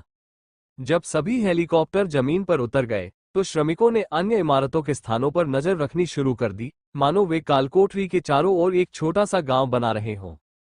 अब ये बात थोड़ी और समझ में आए। अगर वे एक ही समय में 1 दर्जन स्थायी इमारतें बनाने जा रहे थे, तो शायद उन्हें इन सभी लोगों की जरूरत होगी। बॉब ने काम की प्रगति पर नजर डाली। यह अराजकता है। ऐसा लगता है कि वे ज्यादातर संरचनाओं के लिए धातु के फ्रेम और शीटिंग वाली इमारतों के साथ जा रहे हैं, लेकिन अगर वे कुछ ज्यादा मजबूत नहीं बनाने जा रहे हैं तो उन्हें पूरे परिसर के चारों ओर एक दीवार बनाने की जरूरत होगी। वे आमतौर पर इन चीजों पर एलीट को तैनात नहीं करते हैं या कम से कम मजबूत लोगों को नहीं रखते हैं, इसलिए उन्हें किसी तरह की सुरक्षात्मक बाधा की जरूरत है जो जंगली जानवरों को परिसर से दूर रखे। डग ने पूरे समूह के लिए एक केक काटा और उन्होंने लोगों को दोपहर के मनोरंजन में बदल दिया। महत्वपूर्ण लोग अभी तक यहाँ नहीं आए थे, या कम से कम वे एलीट से बात करने नहीं आ रहे थे, इसलिए कोई भी अपनी सीट से उठने की जल्दी में नहीं था। दोपहर के समय निकट आती हुई शक्ति की अनुभूति ने काल और जानवरों का ध्यान पश्चिम की ओर खींचा। क्या तुम्हें कुछ दिखाई दे रहा है? डग ने पूछा, क्योंकि उसने देखा कि काल का ध्यान भंग हो गया था। एक से ज्यादा ओवरलॉर्ड आ रहे हैं। उनकी रफ्तार से मुझे लगता है कि वे किसी हेलीकॉप्टर में हैं। ये कार से ज्यादा तेज है, भले ही इस जगह तक कोई सड़क क्यों न पहुंची हो, काल ने समझाया। आप इस दूरी से यह बता सकते हैं? रूथ ने पूछा। हाँ, या फिर जानवरों में से कोई एक ऐसा कर सकता है, जो कि एक ही बात है, क्योंकि जब वे सतर्क होते हैं तो मैं भी सतर्क हो जाता हूं, काल ने कंधे उचकाते हुए उत्तर दिया। यह ओवरलॉर्ड ड्रेक नहीं है, राय ने कहा, और मुझे पूरा यकीन है कि उनमें से 3 है। हॉक ने सहमति जताई। 3 अधिपति, हॉक सोचता है, उनमें से कोई भी अधिपति ड्रेक नहीं है जिनसे मैं अतीत में अक्सर मिलता रहा हूं, काल ने समझाया। बॉब हंसा। ऐसा लगता है कि जब भी हम किसी मशहूर व्यक्ति से मिलते हैं तो आप पहले से ही उनके दोस्त होते हैं, यहां तक कि कर्नल भी पहले से ही आपके पुराने दोस्त हैं और आप अकादमी में अपना पहला साल पूरा करने ही वाले हैं। काल ने कंधे उचकाए और हेलीकॉप्टर के आने का इंतजार करने लगा। मैंने अब तक असाधारण लोगों से मुलाकात की है, मैं इससे इनकार नहीं कर सकता। मैंने कुछ सेकंड के लिए आर्कबिशप से भी मुलाकात की। बॉब ऐसा लग रहा था जैसे वह पूछने जा रहा था, लेकिन फिर उसे एहसास हुआ कि यह घटना लगभग निश्चित रूप से गोपनीय थी, और जबकि वे काल के साथ जाने के अपने कार्य में बहुत निश्चिंत थे, फिर भी इंक्विजिशन से मैजिक नाइट्स की एक पूरी टीम उनके बगल में बैठी थी। काल ने कर्नल वैलेरी को दूर से देखा, जो उन्हें कपड़े बदलने का इशारा कर रहा था। ठीक है, ऐसा लगता है कि शो का समय हो गया है। सभी लोग अपने औपचारिक परिधान में आ जाएं, महत्वपूर्ण लोग आने वाले हैं। वो रॉयल रैंक केप के साथ अपना सूट पहनने ही वाले थे कि कर्नल वैलेरी के अधीन ब्यूरो ऑफ एलीट डेवलपमेंट के परिचित एजेंटों में से एक, जोडी, दौड़ते हुए वहां आए। अपने कवच में रहो, जितना ज्यादा आकर्षक उतना अच्छा। उनके साथ एक कैमरामैन है, और इसका मतलब है कि वे मंचीय फोटो की उम्मीद करेंगे। आप में से ज्यादातर लोग वैसे ही ठीक होंगे, बस काल और बॉब को कपड़े बदलने होंगे, उन्होंने समझाया। मोगाना अपनी हमेशा की तरह काली पोशाक में थी, पादरी अपने वस्त्र पहने हुए थे, और मैजिक नाइट्स कभी भी सार्वजनिक रूप से अपने कवच से बाहर नहीं निकलते थे। तो वास्तव में केवल काल, बॉब और ओफिलिया ही थे जो साधारण कपड़ों में थे। काल ने अपना कवच बदल लिया और फर से सजा हुआ आइस जायंट लबादा पहन लिया, लेकिन हेलमेट नहीं पहना, जबकि बॉब ने अपना चमकता हुआ नाइट पोशाक पहन लिया और सबसे शानदार सीन वाला हेलमेट पहन लिया। ओफिलिया ने अपने कवच की जांच करते हुए हंसी उड़ाई। कवच पहनकर घूमना अजीब लगता है, लेकिन एक इंसान के तौर पर मेरी सारी लड़ाई वेयबिया या डायबिया के रूप में होती है, इसलिए मैं इंसान के रूप में कभी कवच नहीं पहनती। जोडी ने उसकी अनिच्छा पर मुस्कुराया और फिर समूह की जांच की। काल, डार्कलाइट होस्ट टैबलेट के साथ क्या हो रहा है? उसने पूछा। ये कौशल द्वारा बनाए गए कवच का हिस्सा है। ये स्थिति के अनुसार खुद को ढाल लेता है, और आज इसे लगता है कि मुझे टैबलेट की जरूरत है, काल ने हार के भाव के साथ उत्तर दिया। तो इसमें हमेशा टैबलेट नहीं होता, काल ने अपना सिर हिलाया। मैंने इसे टैबलेट के बिना देखा है, लेकिन आमतौर पर इसमें टैबलेट होता है। कभी कभी यह एक ट्यूनिक बनाता है और उसे छाती की प्लेट के नीचे रखता है। मुझे लगता है कि यह काफी औपचारिक है, और यह अभी भी विश्व ड्रैगन का प्रतीक है, इसलिए इससे फोटो में कोई समस्या नहीं होनी चाहिए। मेरे लिए काफी अच्छा। जोडी उन्हें मुख्य शिविर क्षेत्र में ले गई, जहां छोटा हेलीकॉप्टर उतरने वाला था, जिसमें 3 अधिपति, 3 अन्य कुलीन और 2 पायलट थे। हम सभी को उनका स्वागत करने के लिए वहां होना चाहिए, विशेष रूप से रॉयल्स का, जोडी ने बड़बड़ाते हुए कहा और उन्हें लैंडिंग क्षेत्र की ओर तेजी से ले गया। काल और डक ठीक समय पर वहां पहुंच गए और प्रिंस चार्ल्स तथा प्रतिक्रिया टीमों के टीम लीडरों के साथ अग्रिम पंक्ति में स्थान ले लिया। बाहर निकलने वाला पहला आदमी एक ओवरलॉर्ड था जो चमकीले चांदी के कवच में था, जिसके सिर पर सुनहरे रंग का टैबर्ड और छोटे छोटे सुनहरे बाल थे। वह किसी रोमांस कहानी के एक आदर्श कुलीन सज्जन की तरह दिख रहा था, और काल देख सकता था कि वहां कई महिलाएं थीं जो उसे प्रशंसा भरी नजरों से देख रही थीं। कर्नल वैलेरी नहीं, उन्होंने कहा। शायद उनके बीच संबंध खराब थे। अगला व्यक्ति काले रंग की हुड वाली पोशाक पहने एक आदमी था जो कुछ हद तक दाना की तरह ही था, लेकिन कोट के बिना। ये दुष्ट वर्ग के अभिजात वर्ग के लिए आम चुपके पोशाक थी, लेकिन काल ने सोचा कि दिन के बीच में अपना चेहरा ढके हुए इसे पहनना थोड़ा अतिरिक्त था। ऐसा नहीं था कि काले रंग की पोशाक ने उन्हें यहाँ किसी भी चीज के साथ घुलने मिलने में मदद की। उस आदमी ने तुरंत ही दाना को देखा, और फिर जब उसे एहसास हुआ कि वह एक जादूगरनी है और यह कोट रॉयल रैंक की वस्तु है, तो उसने दोबारा देखा। निर्माण में गुणवत्ता स्पष्ट थी, और अनुकूल रंग ने इसे और भी अधिक मूल्यवान बना दिया। बाहर आने वाला अंतिम व्यक्ति गहरे नीले रंग का वस्त्र पहने एक जादूगर था, जो तारों की एक पूरी आकाशगंगा के साथ चमक रहा था, मानो आप कपड़े के एक टुकड़े को नहीं, बल्कि एक शाश्वत शून्य को देख रहे हो। ये शानदार है, मुझे ये सीखने की जरूरत है कि यह कैसे किया जाता है। राय ने आह भरी क्योंकि वह अपने कमरे से उसके पहनावे की प्रशंसा कर रही थी। उसने अपने घर में हर जगह नकली सितारे बनाए थे, लेकिन अगर वो कुछ ऐसा बना सकती है जो वास्तविक हो, तो वह अपने घर को पूरी तरह से फिर से सजा सकती है। वह ये भी दिखा सकती है कि उसकी पसंदीदा ट्रॉफियां शून्य में तैर रही है। उनके सहायक उनके पीछे बाहर आए। सह पायलट ने फोटोग्राफर की भूमिका निभाई और औपचारिक परिचय शुरू किया। Overlord Johan, the shining knight, first military fast response battalion का प्रतिनिधित्व करते हैं। इंक्विजिशन के ओवरलॉर्ड नियाल और overlord Ahmed the legionary golem lord, उस व्यक्ति ने उन्हें सरलता से बताया। कर्नल वैलेरी आगे बढ़े। मैं एली डेवलपमेंट ब्यूरो का कर्नल वैलेरी हूँ। ये लॉर्ड इंक्विजिटर मेबल है, फिर नेशनल ट्रेजर्स के मिनिस्टर डेविस, उसके बाद prince Charles, royal priest Doug Mackenzie और prince Karl the beast master. Karl इस बात से थोड़ा आश्चर्यचकित था कि उसे एक उपाधि से परिचित कराया गया जबकि अन्य को नहीं, लेकिन जब उसने अधिपतियों की आंखों में चमक देखी तो उसे पता चल गया कि कर्नल ने ये जानबूझकर किया था। अधिपति जोहान सीधे कार्ल के पास मुस्कुराहट के साथ पहुंचे। युवा राजकुमार, आपसे मिलकर खुशी हुई। हमने हाल ही में आपकी प्रतिभा और कारनामों के बारे में बहुत कुछ सुना है। कार्ल ने मुस्कुराते हुए उसका हाथ थाम लिया। आपसे मिलना भी हमारे लिए सम्मान की बात है। ऐसा अक्सर नहीं होता कि हम जंगल में अधिपतियों की मौजूदगी से गौरवान्वित हों। शाइनिंग नाइट ने हंसते हुए सिर हिलाया। ये सच है, लेकिन यह एक अनोखी स्थिति है। देश में सिर्फ कुछ ही ऐसे डेनगॉन हैं जिन्हें दोहराया जा सकता है, और सिर्फ एक ही कमांडर रैंक पर है। ये तथ्य कि यह पूरी तरह से ओग्रेस है और सीमा से इतनी दूर है कि इस पर आसानी से विवाद नहीं किया जा सकता, हमें एक दिन के लिए यहाँ खींच लाने के लिए पर्याप्त है। अधिपति नियाल को दाना की पोशाक में अधिक रुचि थी, और वो चुपचाप उसका निरीक्षण कर रहा था तथा बेहतर ढंग से देखने के लिए दाना को इधर उधर घुमा रहा था। क्या यह इस कालकोठरी से कोई इनाम था? यह उसके लिए बहुत उच्च स्तर का लगता है, उसने धीमी आवाज में पूछा, जो स्पष्ट रूप से किसी तरह के वॉइस चेंजर से बदली हुई थी। दाना ने अपना सिर हिलाया।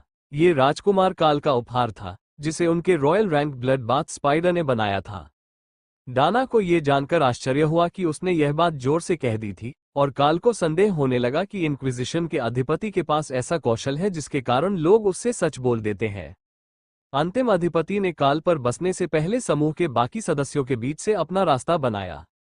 मुझे बताया गया है कि आप कौशल पुस्तकें बना सकते हैं। क्या आपको लगता है कि आप मुझे अग्नि तत्व में से एक बना सकते हैं? उन्होंने पूछा, हालांकि स्वर से पता चलता था कि अनुरोध केवल एक शिष्टाचार था और अस्वीकार करना कोई विकल्प नहीं था। जरूर, अगर आप संगत हैं तो मेरे पास एक बेहतरीन अग्नि तत्व कौशल है। मुझे बताओ, क्या तुम में किसी तरह का पशुवत लगाव है? कौशल को जानवर द्वारा उपयोग के लिए डिजाइन किया गया था, इसलिए इसे कौशल पुस्तक का सीधे उपयोग करने के लिए एक शर्त माना जा सकता है। मेरा मानना है कि आप पुस्तक का अध्ययन करके अभी भी सीख सकते हैं, लेकिन आप जानते हैं कि यह कैसे होता है। काल ने सहमति जताई।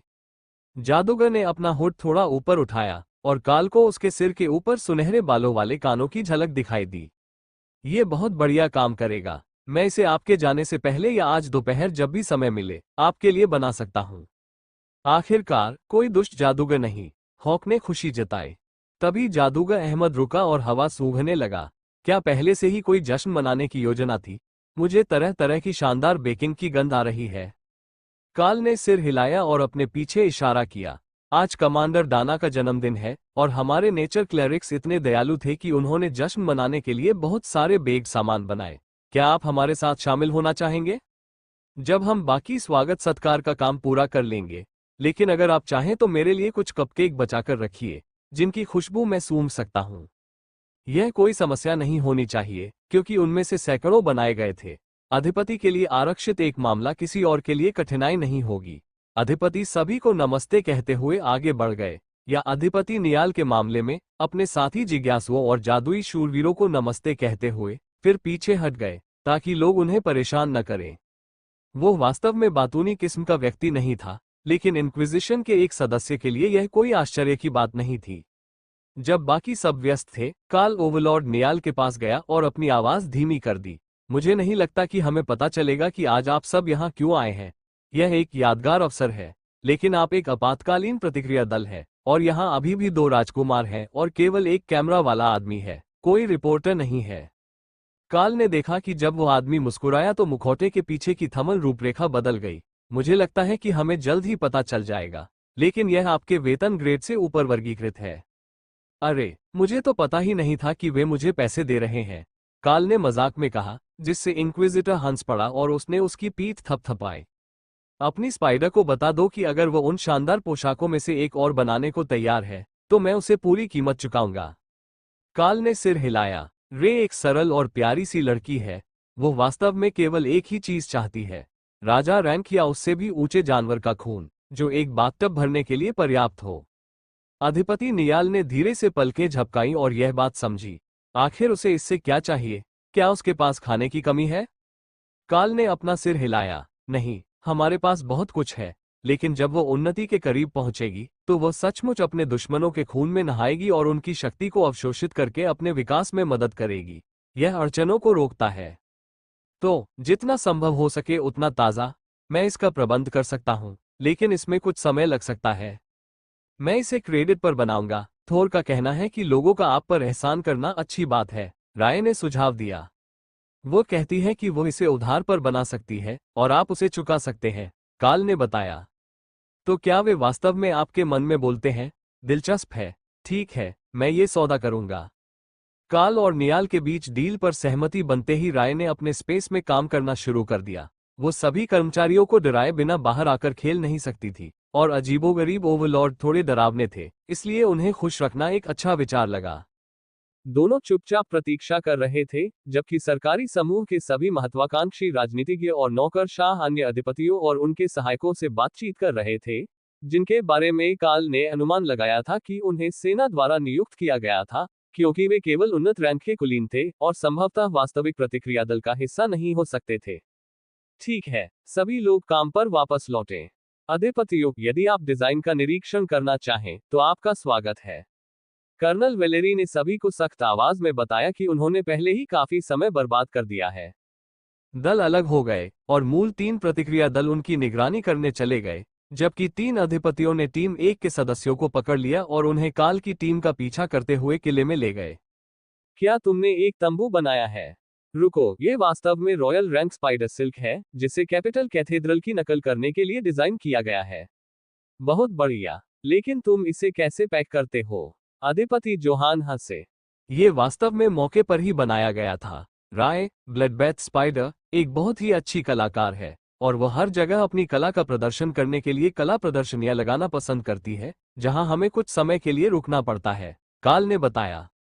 रूथ ने हंसते हुए कहा, ऊपर की ओर देखो, ये और भी बेहतर है। इसमें 2 विस्तारित समूहों के लिए विभाजन पर्दे और झूले हैं, साथ ही एक शॉवर रूम भी है।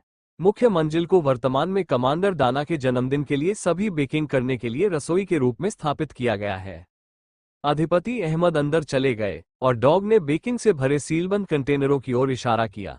अपनी पसंद चुनें, हम उन्हें बाद में शिविर में बांट देंगे, लेकिन आज सब कुछ ताज़ा बना है। कैटमैन गोलेम जादूगर ने खुशी खुशी दोनों हाथों में एक एक कपकेक पकड़ लिया, और कार्ल ने शपथ ली कि उसने जादूगर की आंखों में जीत की चमक देखी थी जब उसने अपना पुरस्कार प्राप्त किया था। अधिपति जोहान हंसे। अच्छा, अहमद को वह मिल गया जिसके लिए वह यहाँ आया था। मैं कसम खाता हूँ, उस आदमी के पास मीठा खाने के लिए कोई दांत नहीं होना चाहिए, लेकिन हमारे पास अभी और कुछ करने को नहीं है, सिवाय इसके कि हम यहाँ बैठे और निर्माण टीमों को काम करते हुए देखें। इससे यह और भी स्पष्ट हो गया कि वे मिलने जुलने के लिए नहीं आए थे, लेकिन वे निश्चित रूप से इस पर चर्चा भी नहीं करने वाले थे। हालांकि अतिरिक्त लोगों की उपस्थिति से उनकी गति धीमी नहीं हुई।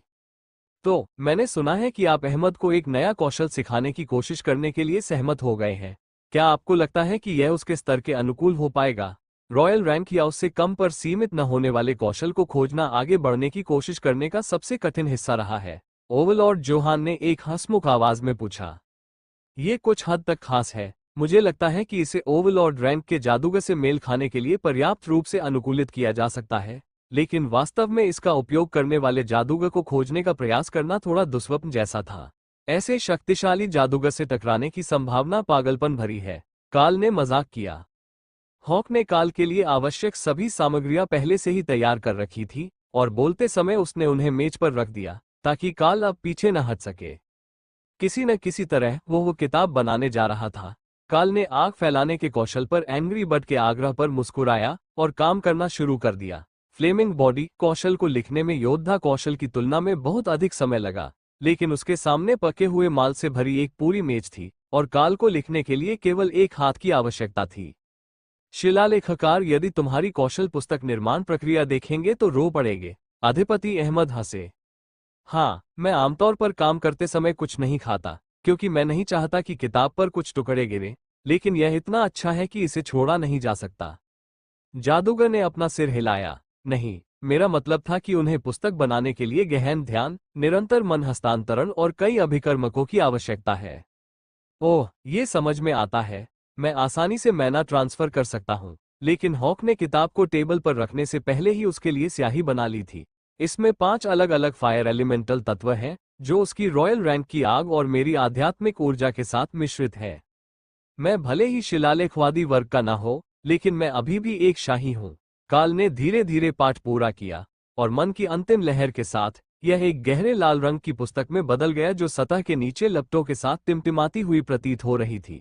यह एक सुनहरे पट्टे से बंद था और डिजाइन बिल्कुल उत्तम था। ये बहुत सुंदर चीज है। क्या लाइब्रेरी में अभी भी एक है? अधिपति अहमद ने पूछा। नहीं, उन्होंने कहा कि अभी इसे रोक दें, क्योंकि पुस्तक पर प्रतिबंध बहुत कड़े हैं। उम्मीद है कि आप इसका उपयोग कर पाएंगे। मुझे लगता है कि आप सभी आवश्यकताओं को पूरा करते हैं। जादूगर ने किस्मत के लिए अपनी उंगलियां पार की और सावधानी से किताब की कुंडी खोली। अब तक तो सब ठीक है। इसने मुझे इसे देखने दिया। उसने सांस ली।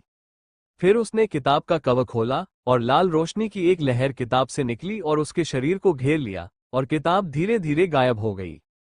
काल ने सोचा कि ऐसा लग रहा था कि यह ठीक से काम कर रहा है। कम से कम पहले कुछ सेकंड तक तो ऐसा ही था। तभी जादू के एक झोंके ने अहमद के होठ को पीछे धकेल दिया, जिससे उसके रोएदार बिल्ली के कान बाहर निकल आए और उसके बालों के साथ साथ फर भी गहरे नारंगी और लाल रंग में बदल गया। ज्वलंत शरीर मंत्र के प्रभावी होते ही अधिपति से शक्ति प्रवाहित हुई और उसकी आंखें चमकीले लाल रंग की चमक उठी। फिर एक गहरी लाल चमक उसके ऊपर छा गई और अहमद मुस्कुराया।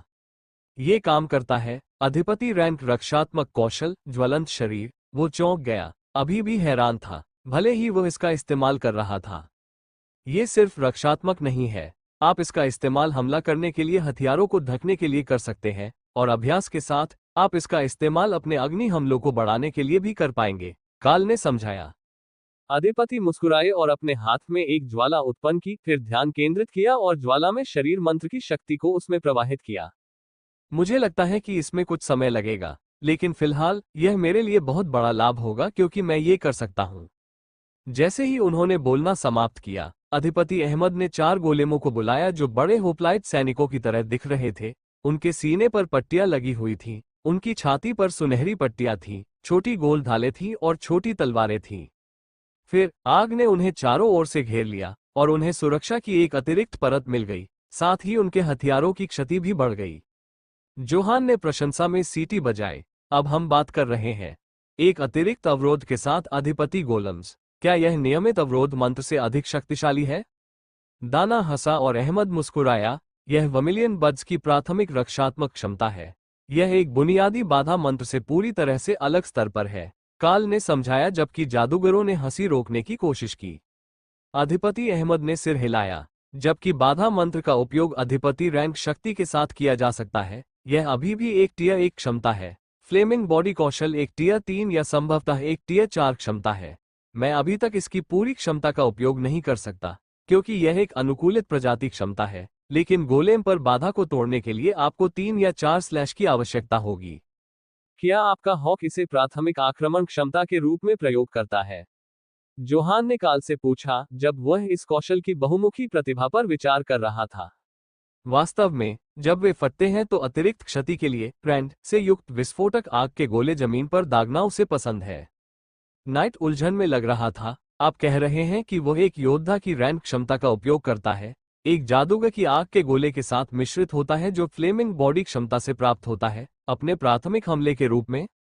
काल ने कंधे उचका दिए। वे उसकी प्रजाति के जन्मजात कौशल है। उन्हें मिश्रित करना ही समझदारी थी, और रैंड हमलों का एक क्षेत्र फटना केवल एक आग के गोले से कहीं अधिक प्रभावी है। मुझे बाद में तुम्हें ये दिखाना होगा। मैंने ऐसी अजीब चीज कभी नहीं देखी। उच्च रैंक पर कई राक्षस रचनात्मक और घातक कौशल का उपयोग करते हैं, लेकिन यह विशेष संयोजन ऐसा लगता है कि यह बड़े पैमाने पर हताहत स्तर का आतंक होगा, अधिपति अहमद ने जोर दिया। इसके बाद उन्होंने गोलेम को हटा दिया और ज्वलंत शरीर मंत्र को समाप्त कर दिया, जिससे उनके बाल और कान अपने प्राकृतिक शहद जैसे सुनहरे रंग में लौट आए और उनकी आंखें हरी हो गईं। काल ने कुछ समय के लिए सोचा कि क्या किसी अन्य प्रजाति की नस्लीय क्षमता का लगातार उपयोग करने से बीस्टिकिन का विकास हो सकता है, लेकिन यह थोड़ा दूर की कौड़ी लग रहा था। हॉक ने नए कौशल सीखे और शक्ति प्राप्त की, लेकिन ऐसा बंधन के कारण होने की अधिक संभावना थी, न कि केवल इसलिए कि उसने कोई नया कौशल सीखा था। बीस्टिकिन कम से कम आधे मानव थे, और काल ने कभी किसी मानव के विकसित होने के बारे में नहीं सुना था। खैर, उन लोगों के अलावा जिन्होंने सिस्टम पत्थरों के साथ खुद को यादृच्छिक बना लिया था। शायद ये सोचना इतना अजीब नहीं था कि नए कौशल हासिल करने से उपयोगकर्ता पर शारीरिक प्रभाव पड़ सकता है। ज्यादातर कौशल काफी हद तक मानव संगत थे, लेकिन रिफ्रेशिंग लाइटनिंग और फ्लेमिंग बॉडी जैसे कौशल विशेष रूप से जानवरों के लिए बनाए गए थे। मुझे नहीं लगता कि आपके पास कोई और उपयोगी कौशल है ना? आप जानते हैं कि लाइब्रेरी कितनी सीमित है। ब्लू ड्रैगन बैरियर को छोड़कर केवल 10 कौशल पुस्तकें ही उपलब्ध हैं। अधिपति नियाल इंक्विजिशन दुष्ट ने पूछा। जिनका आप उपयोग कर सकते हैं, उनके लिए मैं रैंड या बोन क्रशर का नाम लूंगा। हालांकि, मुझे यकीन नहीं है कि आप दूसरे का उपयोग कर सकते हैं या नहीं। मूल में कहा गया था कि यह योद्धा वर्गों के लिए था, और दुष्ट वास्तव में योद्धा नहीं है ना? काल ने पूछा। नियाल ने अपना सिर हिलाया। नहीं, हमारे पास योद्धाओं की तुलना में पूरी तरह से अलग कौशल है। कोई भी योद्धा शैडो स्टेप का उपयोग नहीं कर सकता है, और कोई भी दुष्ट क्लीव का उपयोग नहीं कर सकता है। लोट्स ने हंसते हुए कहा, रे, ब्लडबाथ स्पाइडर शैडो स्टेप का इस्तेमाल कर सकती है, और यह बहुत मजेदार है। बस इंतजार करो, जल्द ही मैं गोलम्स को शैडो स्टेप सिखाऊंगा। जब वे बैठकर खाना खा रहे थे और काम देख रहे थे, तब कुछ और तस्वीरें ली गईं। निर्माण कार्य में कर्मचारी बहुत व्यस्त थे, और हालांकि इमारतें सरल थीं, काल ने देखा कि डिजाइन में तर्क था। वे यहाँ जो बना रहे थे वह किसी भव्य ग्रामीण मंदिर या किसी भी तरह के पवित्र स्थान जैसा नहीं लग रहा था। ये कहीं बीच में एक भंडारण गोदाम जैसा लग रहा था, जो किसी बंद पड़ी खदान या आसपास की कोयला खदानों की सबसे दूर की शाखाओं का हो सकता था। इसे एक महत्वहीन औद्योगिक सुविधा की तरह दिखाना, कर्मचारियों में घुसपैठियों को रोकने के लिए किसी शक्तिशाली व्यक्ति को रखने की तुलना में कहीं बेहतर सुरक्षा उपाय था। कामकाल की अपेक्षा से कहीं अधिक तेजी से चल रहा था, और अंधेरा होने तक गोदामों का निर्माण लगभग पूरा हो चुका था। तब तक राय का काम भी पूरा हो चुका था, और उसने उस पोशाक का एक सरल काला संस्करण बनाया था जिसे दाना ने ओवरलॉर्ड नियाल के लिए पहना था। रंग के लिए उसी अनुकूली क्षमता के साथ यह एक सुंदर सेट था, और यह उसके चुपके कौशल को और भी अधिक प्रभावी बनाने की अनुमति देगा। सज्जनों, क्या आप हमारे साथ रात्रि भोज पर आना चाहेंगे? राष्ट्रीय खजाना मंत्री ने सूर्यास्त से ठीक पहले पूछा। अधिपति अभी भी काल के समूह के साथ थे, बेग्ड माल खा रहे थे और चुटकुले सुना रहे थे। वे साइट पर मौजूद सभी लोगों से मिल चुके थे, लेकिन केवल इसलिए क्योंकि हर कोई उनके पास आया था। जब से वे बैठे थे, तब से उनमें से कोई भी बेग्ड माल से भरे कंटेनरों से 5 मीटर से ज्यादा दूर नहीं गया था। लेकिन वहां कामगारों के लिए एक पूर्ण भोज तैयार किया गया था, और डॉग ने किसी को बुलाकर सभी के लिए मिठाइयां लाने को कहा था, क्योंकि अब यह असंभव लग रहा था कि दाना एक भी कुकी खा पाएगी, और उसने अपने पसंदीदा कुकीज का एक पूरा कंटेनर अपने स्टोरेज बैग में छिपा रखा था। वह अकेला नहीं था। काल को संदेह था कि अब हर किसी के पास अपने स्टोरेज बैग में मिठाई का कम से कम एक छोटा कंटेनर होगा, लेकिन अभी भी कंटेनरों के ढेर उनसे भरे हुए थे। कैमरामैन फिर से वहां था, अभिजात वर्ग और श्रमिकों के साथ संक्षिप्त मुलाकात और अभिवादन शैली की तस्वीरें ले रहा था। आमतौर पर जब वे अखबार में आते थे तो काल को हमेशा हंसी आती थी क्योंकि वे बहुत मजबूर दिखते थे, लेकिन श्रमिक उत्साहपूर्वक उन सभी का अभिवादन कर रहे थे और मिठाइयों से भरी मेजें प्राप्त करने में मदद के लिए उनका बहुत बहुत धन्यवाद कर रहे थे। कैमरामैन वीडियो नहीं बना रहा था, इसलिए इससे कोई फर्क नहीं पड़ता था कि वे किस बारे में बात कर रहे थे, और रॉयल रैंक के अभिजात वर्ग और एक स्टीलवर्कर के बीच उनके पसंदीदा प्रकार के केक के बारे में मजाकिया बातचीत ने शानदार तस्वीरें बनाई। रात्रि भोजन समाप्त होने के बाद टीम 1 ने आपूर्ति हेलीकॉप्टरों में से एक पर अपना रास्ता बनाया और जो भी अगला मिशन उन्हें सौंपा गया था उसके लिए रवाना हो गए। शाम के लिए यह अंतिम कार्य था और शाम के अंधेरे में पूरी तरह बदल जाने के कारण सभी लोग अपने अपने तंबुओं में चले गए। काल ने सोचा था कि जैसे ही उनका काम समाप्त होगा ओवरलॉर्ड्स टीम 1 के साथ चले जाएंगे, क्योंकि उनका हेलीकॉप्टर अभी भी उनका इंतजार कर रहा था, लेकिन उन्होंने रात रुकने के लिए नई इमारतों में से एक में शिविर स्थापित किया। काल आधी रात को जाग गया और उसे लगा कि कुछ गड़बड़ है।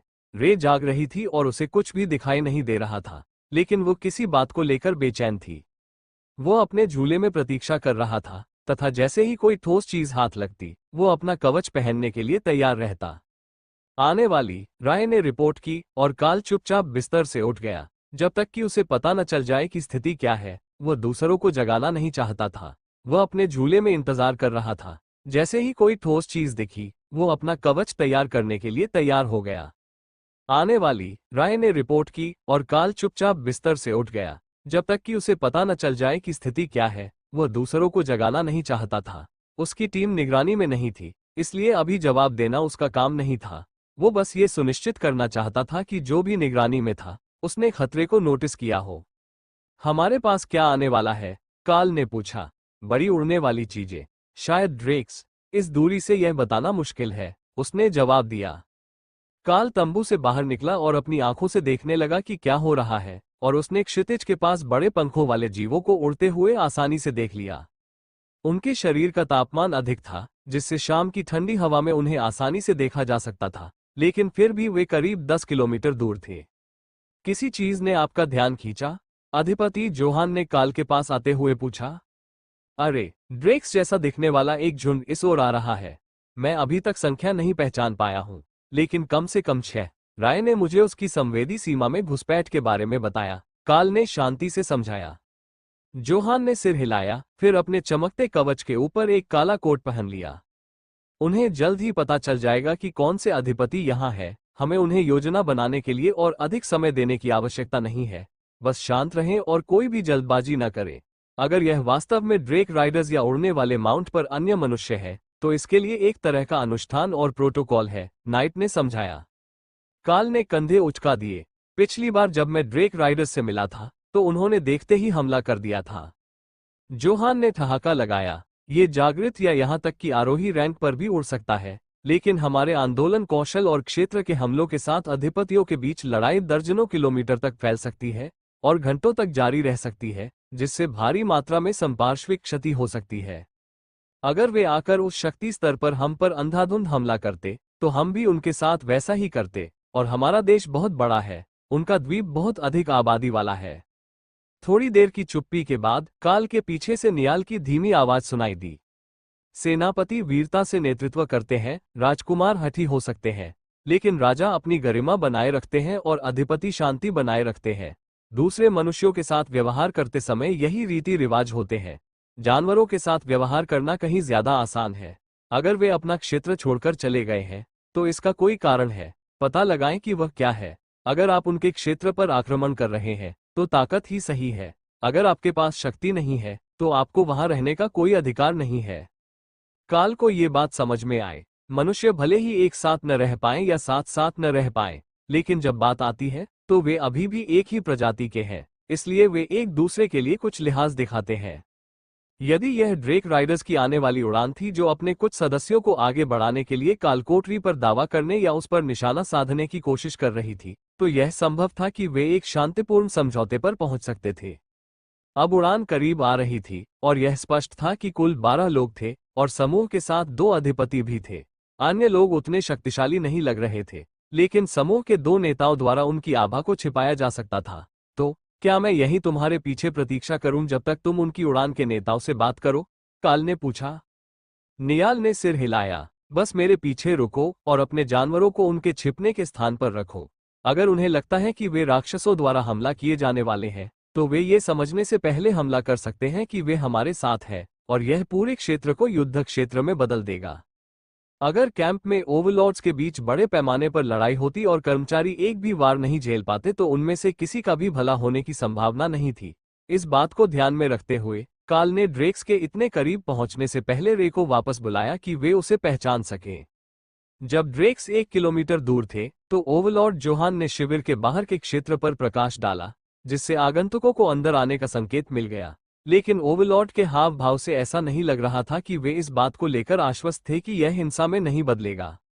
जैसे ही ड्रेक्स पास आए, काल को एहसास हुआ कि ये 10 आरोही रैंक ड्रेक राइडर्स और माउंट्स के साथ ओवरलॉर्ड्स की जोड़ी थी। वे सभी कमांडर रैंक तक पहुंचने के कगार पर थे, और यह स्पष्ट लग रहा था कि वे यहाँ क्यों थे। काल के मन में सवाल था कि उन्हें कैसे पता चला। अगर वे ड्रेक्स पर इतनी दूर उड़कर आए होते तो उन्हें लगभग तुरंत पता चल जाता। उनका देश गोल्डन ड्रैगन नेशन की सीमा से नहीं जुड़ा था, उन्हें यहाँ पहुंचने के लिए आधे महाद्वीप से होकर उड़ना पड़ा था। इसलिए वे आज सुबह नहीं गए थे, यह निश्चित था। वे एक संगठित स्वरूप में उतरे और आरोही सवार अपने ड्रेक्स पर ही रहे, जबकि 2 अधिपति नीचे उतर गए। जोहान, अहमद, ड्रेक राइडर्स के नेता ने उनका अभिवादन किया। केनेची, तुम घर से बहुत दूर हो, क्या तुम्हें नहीं लगता कि इतनी लंबी उड़ान के लिए युवा थोड़े नए हैं? जोहान ने जवाब दिया। केनेची नाम से जाना जाने वाला व्यक्ति हंसने लगा। उसके लंबे काले बाल हवा में लहरा रहे थे जब वो अपने ड्रेक्स के पंख की ओर मुड़ा। ओह, मुझे लगता है कि वे इस छुट्टी के लिए बिल्कुल सही उम्र के हैं, क्या आपको नहीं लगता? क्यों न हम बैठकर कुछ पी लें जबकि बच्चे खेल रहे हैं? पुराने दिनों की याद में ड्रेक सवार ने चालाकी से आंख मारते हुए सुझाव दिया। इससे इसकी पुष्टि हो गई। उन्हें पता था कि यह एक स्थिर, कम कमांडर रैंक वाली कालकोठरी थी। वे ड्रेक राइडर्स के 2 पूरे समूह लेकर आए थे जो कमांडर रैंक तक पहुंचने वाले थे, और उन्हें आगे बढ़ने के लिए बस एक आखिरी धक्का की जरूरत थी। यह उम्मीद से बेहतर हो सकता है। वे नहीं जानते कि कालकोठरी स्थिर है। नियाल ने काल के कान में फुसफुसाया। काल को यकीन नहीं था कि नियाल को कैसे पता चला कि उन्हें इसकी जानकारी नहीं थी, लेकिन सबसे ज्यादा संभावना यह थी कि यह उनकी प्रतिक्रिया से पता चला। अगर उन्हें पता होता कि यह स्थिर और दोहराने योग्य है, तो वे शायद एक अलग दृष्टिकोण अपनाते। उन्होंने अनुमान लगाया। जोहान को लगा कि वो कुछ सोच रहा है, फिर मुस्कुराया। एक छोटा सा व्यापार कैसा रहेगा? आखिरकार यह एक मूल्यवान संसाधन है, जोहान ने प्रस्ताव दिया। दूसरा अधिपति अपने हाथ में एक संदूक लेकर आगे आया और उसे अहमद के सामने जमीन पर रख दिया। जादूगर ने हवा के झोंके के साथ ढक्कन खोला और चेहरे पर हल्की सी मुस्कान के साथ सिर हिलाया। हम 5-5 के दोनों समूहों को जाने दे सकते हैं, जबकि हम जल्दी नाश्ता कर ले। मुझे लगता है कि अभी भी कुछ ताज़ा पके हुए सामान और स्टू है। क्या आप हमारे साथ नाश्ते के लिए आना चाहेंगे? अहमद ने किले की ओर इशारा करते हुए पूछा, जहां अभी भी पके हुए सामान के आधा दर्जन सीलबंद कंटेनर रखे हुए थे। मुझे लगता है कि यह बेहतर होगा कि हम जानवरों के पास खाना खाएं, वे चंचल हो सकते हैं, अधिपति केनेची ने उन्हें बताया। चंचल जानवरों का जिक्र सुनकर काल ने हल्की हंसी की और ड्रैगन राइडर ने उसे उत्सुकता भरी नजर से देखा। युवा राजकुमार ड्रेक्स के बीच काफी शांत दिख रहा है। क्या वो शायद हमारे प्यारे द्वीप घर से आया हुआ अप्रवासी है? केनेची ने पूछा। जोहान ने अपना सिर हिलाया। नहीं, स्थानीय निवासी, लेकिन विश्व ड्रैगन ने उसे जानवरों के प्रति आकर्षण का वरदान दिया है। शायद वह आपके ड्रेक्स को शांत कर सके, अगर वे नखरे कर रहे हों। अधिपति हंसा जब उसके ड्रेक ने दहाड़ते हुए आकाश में आग का गोला छोड़ा। वो बस भूखा है, हॉक ने झुंझलाहट में अपनी आंखें घुमाते हुए काल को सूचित किया। ड्रेक्स को क्या पसंद है? काल ने पूछा। मुझे कैसे पता? इसे कोई बड़ा पैर या कुछ और खिलाओ। काल ने नींद में डूबे हॉक पर हंसते हुए कहा, यह वास्तव में बुरा विचार नहीं था। ड्रेक्स को ठंडी चीजें पसंद है। जब वे लंबी दूरी तक उड़ते हैं तो वे ज्यादा गर्म हो जाते हैं क्योंकि वे तेजी से उड़ने के लिए अपने अग्नि जादू का इस्तेमाल करते हैं, रेमी ने आगे कहा। आप उसे कैसे जानते हैं? यह एलिमेंटल मैजिक वाले जानवरों पर इस पुस्तक में है, उसने गर्व से उत्तर दिया। आपने लाइब्रेरी से कितनी किताबें उधार ली? संकेत पर लिखा था कि आप एक बार में 4 लोगों को ले जा सकते हैं। काल ने इसके बारे में सोचा और फिर कमांडर रैंक आइस जायंट लाश पर घुटने से नीचे दोनों पैरों को अलग कर दिया और भूखे ड्रेक्स की ओर चल दिया। लो दोस्तों, एक लंबी यात्रा के बाद एक बढ़िया ठंडा नाश्ता। काल ने दो रॉयल रैंकड्रैक्स को, जिन्हें अधिपतियों ने उड़ाकर लाया था, एक एक पैर पर फेंका, जिन्हें उन्होंने अपने मुंह में पकड़ लिया और फिर एक ऐसी खुशी भरी कराहने वाली आवाज निकाली जिससे पूरा शिविर जाग गया। केनेची नामक घुड़सवार ने काल को संदेह भरी नजर से देखा, लेकिन काल ने सिर्फ ड्रेक्स की ओर मुस्कुराया और नियाल के पास अपने स्थान पर लौट गया। अहमद ने एक जादू किया और किले से मिश्रित कुकीज का एक कंटेनर बाहर तैरने लगा। साथ ही चिकन और पकौड़ियों से भरा एक प्रेशर कुकर भी बाहर आ गया, जो चलते समय भाप छोड़ने लगा था। क्या आप टेबल लेकर आए हैं? अगर नहीं, तो हम एक टेबल ला सकते हैं, उन्होंने सुझाव दिया। ड्रेक सवारों के दूसरे अधिपति ने अपने बैग से एक बड़ा कंबल निकाला और उसे उनके बीच जमीन पर बिछा दिया। अहमद ने खाना रख दिया और चुप रहने वाला अधिपति व्यंजन लेकर आया। चारों अधिपतियों ने अपनी सीट ले ली। फिर केनेची ने काल और नियाल को उनके साथ आने का इशारा किया। नाश्ते के दौरान पहरा देने की कोई जरूरत नहीं है। आओ और हमारे साथ चलो। कमांडरों में से एक हमारे बच्चों को परीक्षण दिखा सकता है, केनेची ने जोर दिया। काल ने अपना सिर थोड़ा सा घुमाया ताकि वो कर्नल वैलेरी को आते देख सके। ये कर्नल है, या कम से कम वो यहाँ पहले पहुंचेगी, काल ने नाइल से धीरे से कहा, ताकि वो उनकी बातचीत में बाधा न डाले। क्या आप ये बता सकते हैं? पहले चुप रहने वाले अधिपति ने काल की इंद्रियों को देखकर चौंकते हुए पूछा। भले ही हवा उसकी खुशबू को मेरी ओर न उड़ा रही हो, मैं उसे देख सकता हूं। मेरी रात की दृष्टि जागने से पहले की तुलना में काफी बेहतर है, काल ने मजाक में कहा। तुम्हारी प्रवृत्ति पशुवत है। अपनी आंखों में रोशनी के साथ लगभग पूर्ण अंधकार में देख पाना एक असामान्य गुण है। काल को संदेह था कि उसने शायद बहुत कुछ बता दिया है, लेकिन अधिपति ने यह नहीं बताया कि वो उसकी परिधीय दृष्टि के बिल्कुल किनारे पर थी और उसे इस बारे में ज्यादा चिंता नहीं थी।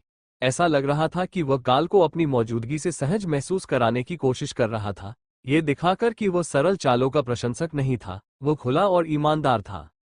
कर्नल उनसे कुछ मीटर पीछे रुक गया, प्रकाश के ठीक सामने, और किसी के द्वारा उसकी उपस्थिति की पुष्टि होने की प्रतीक्षा करने लगा। सज्जनों, ये कर्नल वैलरी है। हमारे समझौते के अनुसार वह आपके दोनों आरोही सवारों की टीमों को एक एक प्रयास के लिए विसंगति में ले जाएगी। मुझे विश्वास है कि अगर उनके साथ कोई पादरी नहीं है, तो वे पर्याप्त उपचार औषधि लेकर आए होंगे। ये 5 लोगों की सीमा है, इसलिए समूह के लिए 2 उपचारक सबसे अच्छे होंगे, जोहान ने उन्हें बताया।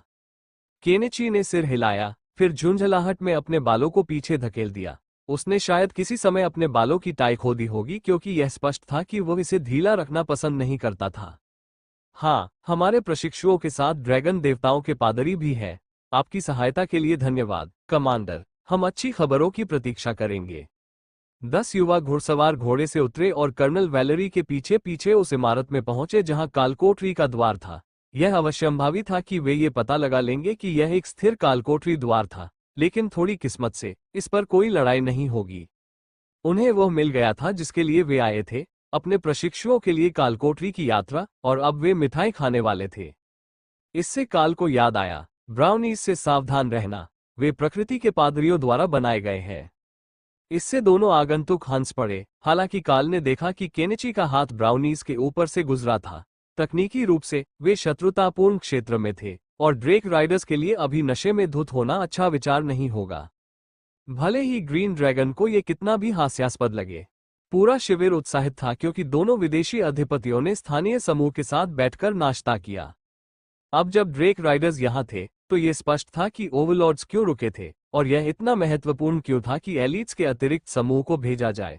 अगर वे देख पाते कि इस कालकोठरी में प्रशिक्षण के लिए 20 या उससे ज्यादा एलिट्स योग्य थे, तो उन्हें एहसास होता कि सौदा करने से पहले ही यह घटना स्थिर हो गई थी और इसे दोहराया जा सकता था, और संभवतः उन्होंने वो सब कुछ पेश नहीं किया होता जिसे देखकर ओवरलॉर्ड अहमद इतने खुश हुए। इसके बजाय वे शुरू से ही कम मूल्यवान प्रस्ताव के साथ चले गए होते। तथ्य यह है कि किसी ने भी अधिक के लिए बहस करने की कोशिश नहीं की, जिससे उन्हें काफी जल्दी पता चल गया कि उन्होंने स्थिति का गलत आकलन किया था। लेकिन सौदा हो चुका था, और फिलहाल सब कुछ शांतिपूर्ण था, इसलिए उन्हें मार्कअप लेना होगा, और इसे अपने जादूगरों को प्रशिक्षित करने की कीमत कहना होगा। खैर, काल ने मान लिया कि वे जादूगर थे, उनके पास शक्तियां थीं, लेकिन जहां तक काल को पता था, उन्हें सीरम या सिस्टम स्टोन से नहीं जगाया गया था, जिस तरह से गोल्डन ड्रैगन राष्ट्र के कुलीनों को जगाया गया था। ये कुकीज बहुत बढ़िया है। आपके पास प्रकृति के पादरियों में एक बहुत ही प्रतिभाशाली रसोइया है। हमारे पास वेया में रसोई का प्रभारी भी है, लेकिन मुझे कहना होगा कि पके हुए माल में कुछ कमी है। अधिपति केनेची ने आह भरी। मुझे नहीं पता कि कुकी रेसिपी के लिए यहाँ दोनों में से कौन जिम्मेदार है, लेकिन वे दोनों बहुत प्रतिभाशाली बेकर हैं। इससे तैनाती बहुत अधिक सुखद हो जाती है। काल ने सहमति जताई। ओह, आपको एक प्रकृति पादरी के साथ यात्रा करने का मौका मिलता है। ये वास्तव में सौभाग्य की बात है। निश्चित रूप से आप उन्हें युद्ध में नहीं ले जाते। प्रकृति पादरी विश्वसनीय युद्ध साथी या विशेष रूप से युद्ध के शौकीन होने के लिए नहीं जाने जाते हैं। हम अपने पादरी को ड्रेक द्वीप समूह में उनके पहलू की प्रकृति के खिलाफ जाने के लिए मजबूर नहीं करते हैं। काल मुस्कुराया। प्रकृति देवता की उच्च पुजारिन जो मेरे साथ यात्रा करती है, वो एक चिकित्सा विशेषज्ञ है, जिसके पास खाना पकाने का बेहतरीन कौशल है और अन्वेषण के लिए उसका गहरा शौक है। अगर हम उसे जल्दी जगह दे तो वह शिकायत कर सकती है, लेकिन मुझे नहीं लगता कि हमने जो कुछ भी मांगा है वो उसकी देवी के विपरीत है। मुझे नहीं लगता कि इस विशालकाय मकड़ी राक्षस में कुछ भी है। मैंने कभी किसी ऐसे ग्रीन ड्रैगन को नहीं देखा जो इसका विरोध कर सके। दूसरे ड्रेक राइडर ओवरलॉर्ड ने मजाक किया। इसका इससे बहुत कम लेना देना हो सकता है। राय सवारों के देखे जाने के ठीक बाद से ही अपने स्थान पर थी, इसलिए जब तक कि उस शांत व्यक्ति की इंद्रियां उससे बेहतर न हो, तो उसे काल के आने से पहले ही उसके बारे में कुछ पता रहा होगा। लगभग 1 घंटा बीत चुका था और टीमों को जल्द ही कालकोठरी से बाहर निकलना था। काल ओवरलॉर्ड्स के तनाव को देख सकता था, क्योंकि प्रत्येक अतिरिक्त मिनट बीतता जा रहा था। जितना अधिक समय उन्हें लगा, उतना ही उन्हें संघर्ष करना पड़ा होगा। काल की टीम के विपरीत, जो अंदर जाने पर दोस्ताना मैदान पर थी, ओवरलॉर्ड्स के साथ आने का उद्देश्य उनके समाप्त होने के बाद उनके बाहर निकलने को सुरक्षित करना था, और उम्मीद है कि वे कमांडर रैंक तक पहुंच गए होंगे।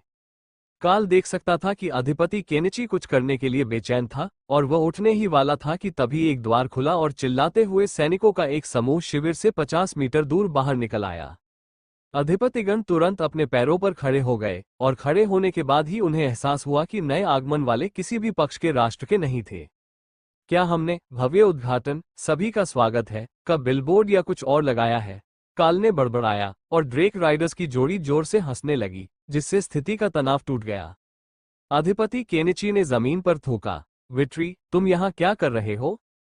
सबसे शानदार ओरेकल ने भविष्यवाणी की थी कि इस जगह और समय पर 4थी श्रेणी के जादूगरों के लिए एक महान अवसर होगा।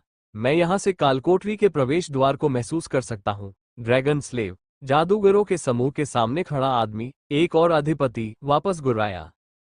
3 देशों के शीर्ष लड़ाकों का एक महत्वपूर्ण हिस्सा अब कहीं बीच में शत्रुतापूर्ण गतिरोध में एकत्र हो गया था, और काल को चिंता होने लगी कि युवा ड्रेक राइडर्स नरसंहार के बीच में आ जाएंगे। जादूगर ने सबको घृणा भरी नजर से देखा, फिर उसकी नजर काल पर पड़ी। क्या ये तुम्हारा कालकोठरी चुनौती चैंपियन है? वो कुछ खास नहीं दिखता, जादूगर ने आगे कहा। काल ने आंख मारी और उसे एक चुंबन भेजा, जिससे केनिची और भी जोर से हंसने लगा। काल को नहीं पता था कि कालकोठरी चैंपियन क्या होता है, लेकिन वे 10 कमांडर रैंक के जादूगरों के साथ आए थे, और अगर यह चैंपियंस के बीच की लड़ाई थी, तो समूह के नेता के अलावा कोई भी उसे एक एक करके नहीं हरा सकता था। लेकिन अगर नेता चुनौती दे रहा था, तो वह अपने ही रैंक के 3 अधिपतियों में से एक से लड़ रहा होगा। अधिपति नियाल अपने मुखौटे के नीचे मुस्कुराया। क्या आप निश्चित हैं कि आप ओवर रैंक चुनौती बनाना चाहते हैं? हो सकता है कि कालकोठरी को चुनौती देने के बाद आपके पास कोई न बचे। मुझे यकीन है कि आपको हमारा प्रवेश शुल्क बिल्कुल उचित लगेगा। काल यह नहीं बता सकता था कि कमांडर रैंक पर किसी विदेशी जादूगर का आक्रमण जादू कितना शक्तिशाली हो सकता है, लेकिन नियाल सही था, उनमें से कोई भी युद्ध में उसे छू नहीं पाएगा। जादूगर ने उसे घूरकर देखा, और काल ने 10 ड्रेक राइडर्स की थर्मल इमेज देखी जो कालकोठरी से बाहर निकल रहे थे। कर्नल वैलरी उन्हें जगह पर पकड़े हुए थे, जबकि शिविर के बाहर बहस जारी थी, लेकिन अन्य समूहों में से किसी ने भी यह नहीं देखा कि वे अभी तक वापस आ गए हैं। काल ने शीघ्रता से गिनती की और पुष्टि की कि सभी 10 लोग कालकोठरी से बाहर निकल आए हैं। जादूगरों ने काल का उपहास किया और चुपचाप अपने नेता को रिश्वत देने के बजाय चुनौती स्वीकार करने के लिए प्रोत्साहित करना शुरू कर दिया। तो यह इस तरह से काम करता था। ड्रेक राइडर्स ने अभी अभी भुगतान किया था और बिना किसी परेशानी के अपनी टीमों को भेजा था। ये तेज और कुशल था, इसलिए वे पहले ही अपना रन पूरा कर चुके थे, और एक बार जब काल को उनके बारे में बेहतर जानकारी मिल जाती, तो वह पता लगा लेता कि उनके भुगतान से उन्हें कमांडर के पद पर कोई पदोन्नति मिली है या नहीं। जादूगर अपनी टीम की ओर मुड़ा और एक हाथ उठाकर उन्हें चुप करा दिया। हमारे पास शर्तें हैं, कोई जानबूझकर घातक वार नहीं, कोई जादुई ब्लेड नहीं और पूरा चार्ज प्रारूप। जादूगर ने मांग की। अधिपति जोहान मुस्कुराए, कोई सम्मान नहीं, कोई समर्थक नहीं, उन्होंने जवाब दिया। दोनों तरफ से। जादूगर ने जोर देकर कहा, ये काल के लिए थोड़ी परेशानी वाली बात हो सकती है, यदि वो अपने जानवरों को समर्थन के लिए नहीं बुला सके। मनुष्य मूर्ख है, हम यहां से लड़ सकते हैं, हम सिर्फ गोलेम को नहीं बुला सकते, राय ने उसे बताया। ये संभवतः नियम का उल्लंघन था, लेकिन वे इसे कैसे साबित करेंगे? जब जानवर अपने स्थान से जादू करते हैं, तो आपको ये जानने के लिए कि वे मदद कर रहे हैं, आपको स्थानों में देखने में सक्षम होना होगा। जादूगरों ने प्रोत्साहन में सिर हिलाया और उनके नेता ने जोहान से हाथ मिलाने के लिए हाथ बढ़ाया। अखाड़े की सीमा निर्धारित करो और हम शुरू कर सकते हैं, जादूगर ने घोषणा की। नाइल ने झुककर काल से फुसफुसाते हुए कहा, इतनी धीमी आवाज में कि दूसरे लोग न सुन सके।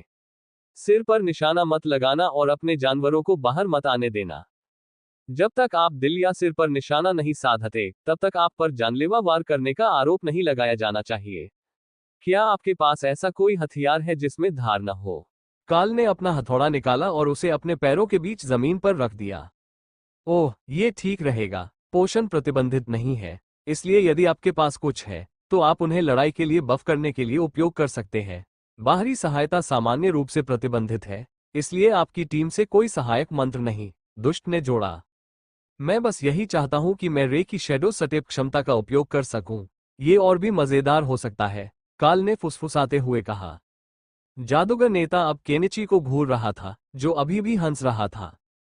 7 देवताओं में ऐसा क्या है जो इतना मजेदार है? उसने पूछा। तुम्हें रिश्वत देनी चाहिए थी, वो तुम्हारे लड़कों को बुरी तरह पीटेगा। जादूगर ने केनिची के पैरों पर थूका और अपनी टीम को उस बड़े घेरे की ओर भेज दिया, जिसे अधिपति जोहान ने आक्रमण मंत्र से अंकित किया था। वे पड़ोसी हो सकते हैं, लेकिन वे ड्रेक राइडर्स और गोल्डन ड्रैगन नेशन से ज्यादा करीबी दोस्त नहीं थे, या शायद यह व्यक्तिगत मामला था। ये लगभग 50 मीटर चौड़ा था, लड़ने के लिए पर्याप्त जगह थी। आमतौर पर ये जादूगरों के लिए फायदेमंद होना चाहिए, लेकिन यह इतनी छोटी जगह भी थी कि रेमी इसे थंडरस्टॉर्म से कवर कर सकता था, जबकि काल ब्लिज़र्ड जोड़ सकता था। क्या तुम्हें तैयारी के लिए समय चाहिए? जोहान ने पूछा। मैं ठीक हूं, मैंने नाश्ता कर लिया है, क्योंकि मैं खाली पेट लड़ाई से नफरत करता हूं। नाइट ने काल की पीठ थपथपाई और चिन्हित क्षेत्र की ओर इशारा किया। अगर वे 20 सेकंड तक नहीं उठ पाते, तो उन्हें बाहर कर दिया जाता है। मैं पैरों पर निशाना लगाने की सलाह देता हूं। इसके बाद उन्हें ठीक करना आसान होता है, और इससे उनमें कोई द्वेष नहीं रह जाता। जब काल ने अखाड़े में प्रवेश किया तो 10 जादूगर एक दूसरे के साथ चुपचाप मजाक कर रहे थे। योद्धा, वे सोचते हैं कि एक शाही रैंक का योद्धा हम 10 लोगों को हरा सकता है। हम दोनों को एक जोड़ी की चुनौती देनी चाहिए थी, लड़कों में से एक ने मजाक किया। वो एक छोटे शाकाहारी आदमी के रूप में निश्चित रूप से आश्वस्त है, उसके बगल में बैठी लड़की ने कहा। इसे एक शानदार पोस्ट बनाओ, थोर ने जोर देकर कहा, अपने भोजन विकल्पों के अपमान से आहत। क्या हम तैयार हैं? जादूगर टीम के नेता ने पूछा।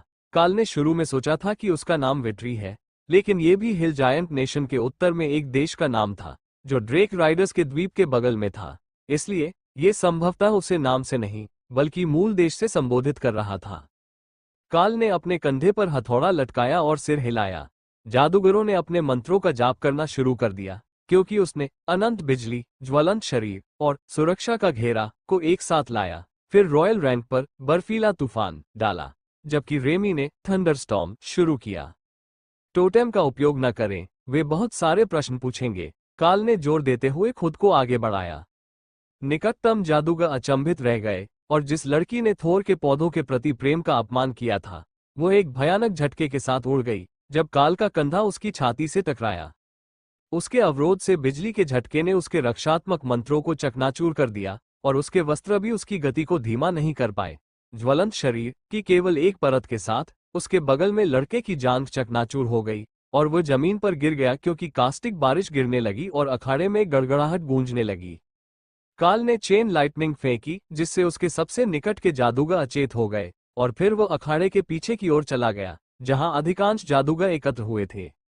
उसने चेन लाइटनिंग को निशाना बनाने के लिए अपना हाथ उठाया, जो एक अनावश्यक छोटी सी मानसिक चाल थी, लेकिन रे ने इसे नाटकीय होने के लिए एक संकेत के रूप में इस्तेमाल किया और काल के हाथ की हथेली के पास से गोली के आकार के पत्थर दागना शुरू कर दिया, जो शेष जादूगरों पर छिड़के जा रहे थे, जो अपनी बाधाओं को बनाए रखने के लिए संघर्ष कर रहे थे। एक आग का गोला काल की ओर उड़ता हुआ आया और हॉक ने उसे पवन अवरोधक से रोक दिया और आधे मीटर दूर ही रोक दिया। अरे, यह कोई योद्धा नहीं है, ये तो हथौड़े वाला जादूगर है, जादूगरों में से एक गाली दे रहा था। काल अपने साथियों की हताशा देख सकता था। वे सभी पहले से ही यह जानते थे, लेकिन वे इसके बारे में कुछ नहीं कर सकते थे क्योंकि काल ने अपने मॉल पर मंत्रों को निष्क्रिय कर दिया और क्रिकेट ने उन जादूगरों में से एक को मार गिराया जो चट्टानों से बचने के लिए जमीन पर गिर गया था। हथौड़ा उसके पेट में लगा, उसका अवरोधक टूट गया और वो मैदान में उछलकर दूर जा गिरा। काल ने अपना सिर नीचे किया और दूसरे जादूगर पर हमला किया, जबकि थोर मन ही मन खुश हो रहा था। शक्तिशाली प्रहार वास्तव में सबसे अच्छा हमला था। अब काश काल के पास उचित सींग होते। बस, जादूगर दल का नेता चिल्लाया, ठीक उसी समय जब काल ने स्वयं को एक अवरोध में घिरा हुआ पाया। काल ने जैसे ही कुछ सेंटीमीटर आगे बढ़ाया तो ज्वलंत शरीर के 5 ढेर मॉल से उछले, लेकिन अवरोध केवल चमक उठा और स्थिर होने से पहले 1 सेकंड के लिए उतार चढ़ाव हुआ। फिर वो चला गया और नियाल का हाथ उसके कंधे पर था। ये बहुत अच्छा है बेटा, उन्हें संदेश मिल गया, जांचकर्ता ने जोर देकर कहा। काल ने बर्फानी तूफान को समाप्त कर दिया और रेमी ने अपना तूफान समाप्त कर दिया, जिससे क्षेत्र तटस्थ स्थिति में आ गया, यद्यपि अब वो पहले से कहीं अधिक कीचड़युक्त हो गया था। अब जादूगर अधिपति काल पर उपहास नहीं कर रहा था, बल्कि ईर्ष्या से उसे घूर रहा था। यहां तक कि जोहान भी प्रभावित दिख रहा था, क्योंकि वो अब हेलमेट पहने हुए खड़ा था। लड़ाई के दौरान कुछ तनाव अवश्य रहा होगा, क्योंकि वे सभी तनाव में थे और अवरोधक मंत्र सक्रिय थे। वह क्या था? ऐसा कौन सा अवरोध मंत्र है जो एक बार में ही रहस्यमय मिसाइल के आधा दर्जन हमलों को टाल देता है? जादूगर ने पूछा। सभी लोग जवाब के लिए काल की ओर मुड़े। वह एक अनंत बिजली अवरोध होगा जिसके ऊपर एक सुरक्षा घेरा होगा। मैंने आर्कन मिसाइलों पर ध्यान भी नहीं दिया, हालांकि मैंने फायरबॉल देखा था, काल ने उत्तर दिया। काल की टीम के बाकी लोग भी शोरगुल में बाहर आ गए थे और वे उसे अजीब नजरों से देख रहे थे। यदि आप इस तरह से लड़ सकते हैं तो आपको जानवरों की क्या आवश्यकता है? अधिपति केनेची ने पूछा। जानवर? जादूगर अधिपति ने पूछा। वह एक बीस्ट मास्टर है। हमें उसके बारे में जो पहली रिपोर्ट मिली थी, उसमें उसके साथ किसी तरह का पक्षी और एक ब्लडबैथ स्पाइडर लड़ रहा था। उनमें से किसी को भी इस लड़ाई के लिए नहीं बुलाया गया था, क्योंकि जोहान ने बुलाने पर प्रतिबंध लगा दिया था। मुझे नहीं लगता कि 1 दर्जन कमांडर रैंक के गोलेम स्थिति को इतना बदल सकते थे। एक रॉयल रैंक ब्लडबैथ स्पाइडर उन्हें छूने से पहले ही खत्म कर देता। नियाल ने निराशा में आह भरी, क्योंकि ड्रेक राइडर्स ने काल के बारे में जो भी युद्ध शक्ति खुफिया जानकारी एकत्र की थी, उसे दूसरे देश के साथ साझा किया गया था। लेकिन गोल्डन ड्रैगन नेशन और ड्रेक राइडर्स दोस्त नहीं थे। वे ओवरलॉर्ड रैंक की लड़ाई से बचने के लिए नियमों के अनुसार खेल रहे थे। अखाड़े में किसी चीज ने विक्ट्री मैच का ध्यान खींचा और वो आश्चर्य से बड़ी बड़ी आंखों के साथ पीछे मुड़ा। काल को तब तक समझ नहीं आया कि वह क्या देख रहा था जब तक कि उसने उस आदमी का ध्यान उस पहली महिला की ओर नहीं खींचा जिसका उसने कंधा चेक किया था। उसके हाथ में एक खाली औषधि की बोतल थी, लेकिन वह किसी तरह का जादू भी कर रही थी जिसका कोई स्पष्ट प्रभाव नहीं था। एक ऐसा जादू जो रॉयल रैंक पर था। ड्रेक राइडर्स की जोड़ी हंस पड़ी। ओरेकल ने क्या कहा था? आज कमांडर रैंक के लिए एक बढ़िया अवसर है ना? खैर, ये तो हो गया। अब 2 न कि 3 जो रैंक के बीच के अंतर को समझने और अड़चन को तोड़ने के बाद रॉयल रैंक तक पहुंच गए हैं।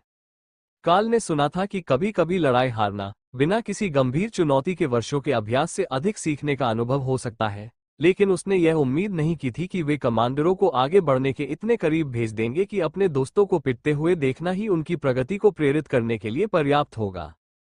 हालांकि वे अकेले नहीं थे जो इस लड़ाई को सीखने के अनुभव के रूप में इस्तेमाल कर रहे थे। मैजिक नाइट्स और डाना लड़ाई पर नोट्स की तुलना कर रहे थे, और यह भी कि इसे कैसे बेहतर बनाया जा सकता था या उनके कौशल के अनुकूल बनाया जा सकता था। उन्होंने मुख्य रूप से जादू का प्रयोग किया था, शारीरिक शक्ति का नहीं, और जबकि काल ने ज्यादातर जादुई हमलों का इस्तेमाल किया था, काल ने निकट युद्ध के लिए दूर से मंत्र फेंकते हुए उनके हमलों से बचने की कोशिश करने के बजाय ढाल के रूप में उनके शरीर का उपयोग किया था। विक्ट्री अधिपति ने एक द्वार खोला और अपने जादूगरों को चुपचाप इशारा किया, जो उसमें से गुजरे उनमें से अधिकतर लंगड़ाते हुए या चोटों का इलाज कराते हुए आगे बढ़े। कुछ अभी भी बेहोश थे, जिन्हें उनके साथी उठाकर ले जा रहे थे।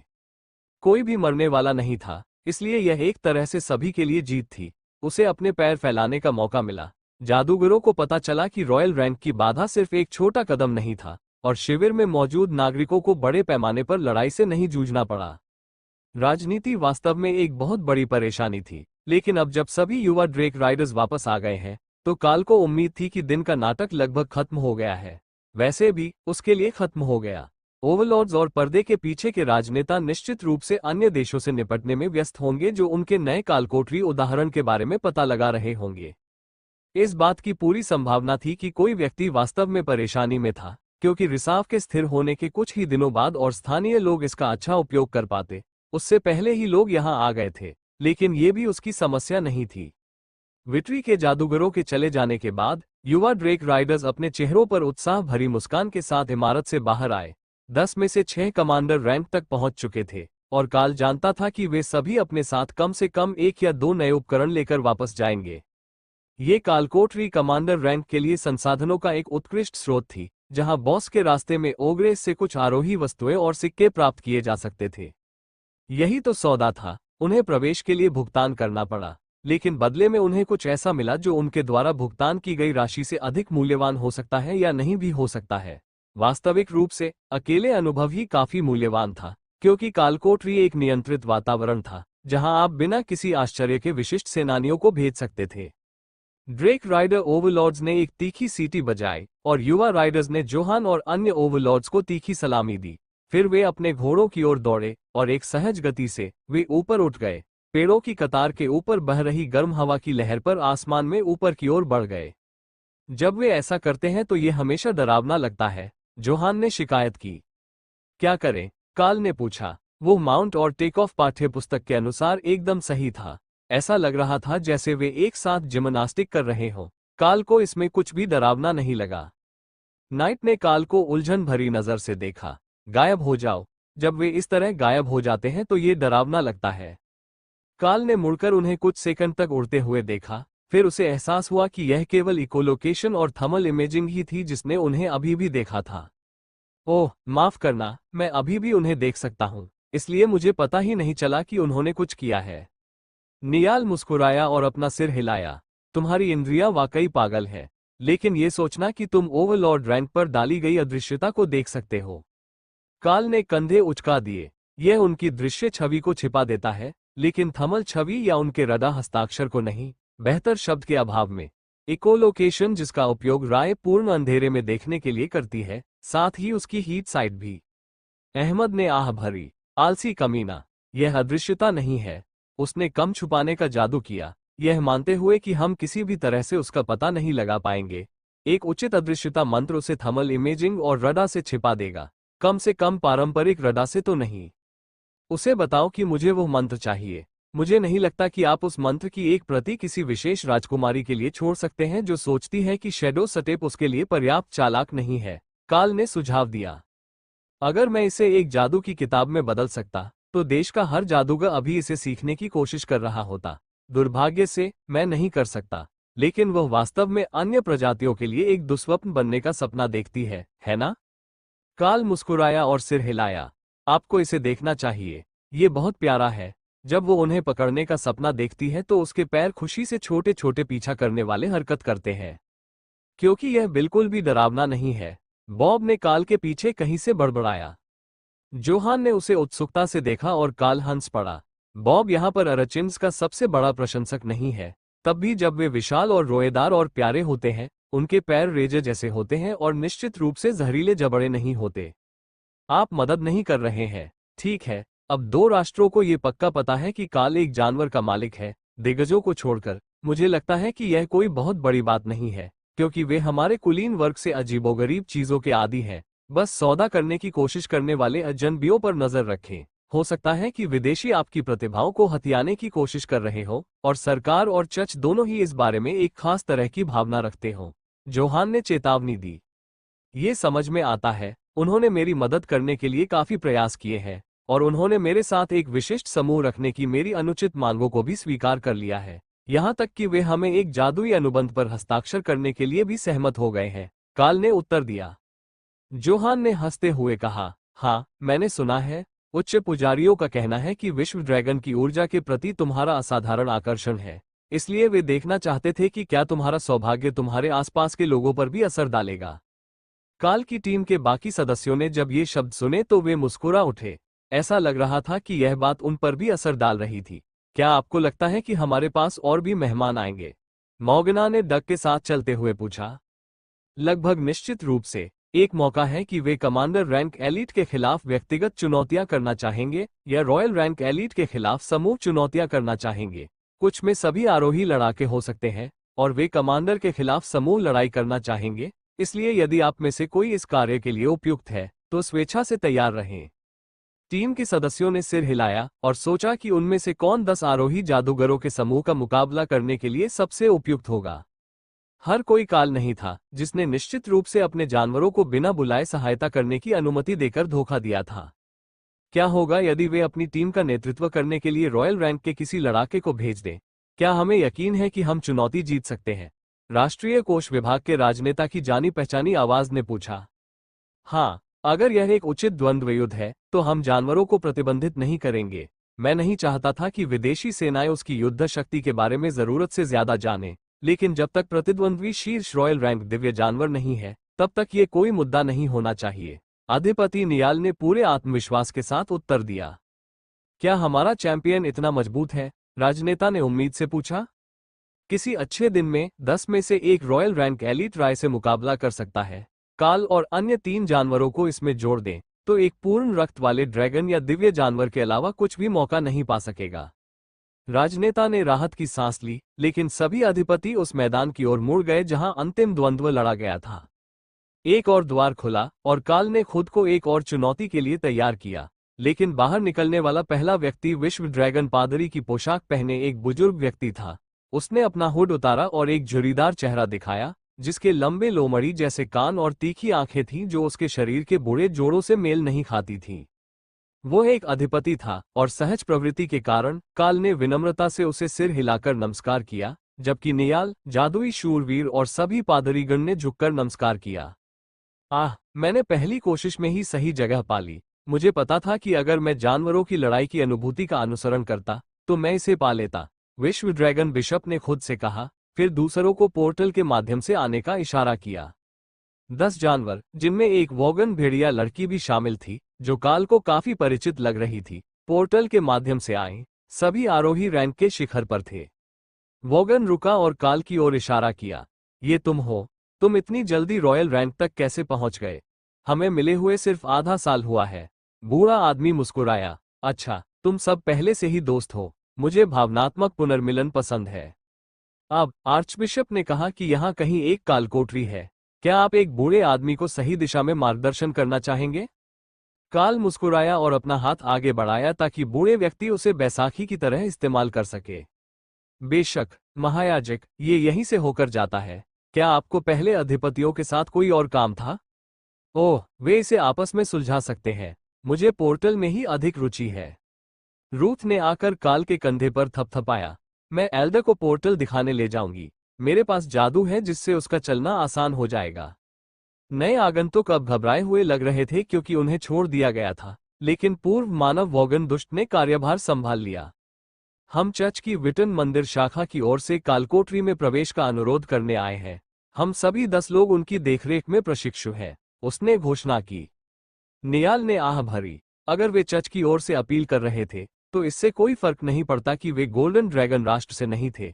उन्हें प्रवेश की अनुमति दी जाएगी। कालकोठरी को पवित्र अवशेष माना जाता था जिससे चर्च को उन पर प्राथमिक अधिकार प्राप्त थे। इसलिए इससे कोई फर्क नहीं पड़ता कि वे किस राष्ट्र से आए थे। अगर वे विश्व ड्रैगन के पादरी थे या उनके द्वारा भेजे गए थे तो उन्हें समायोजित किया जाएगा। ठीक है, जादुई शूरवीर तुम्हें अंदर ले जाएंगे।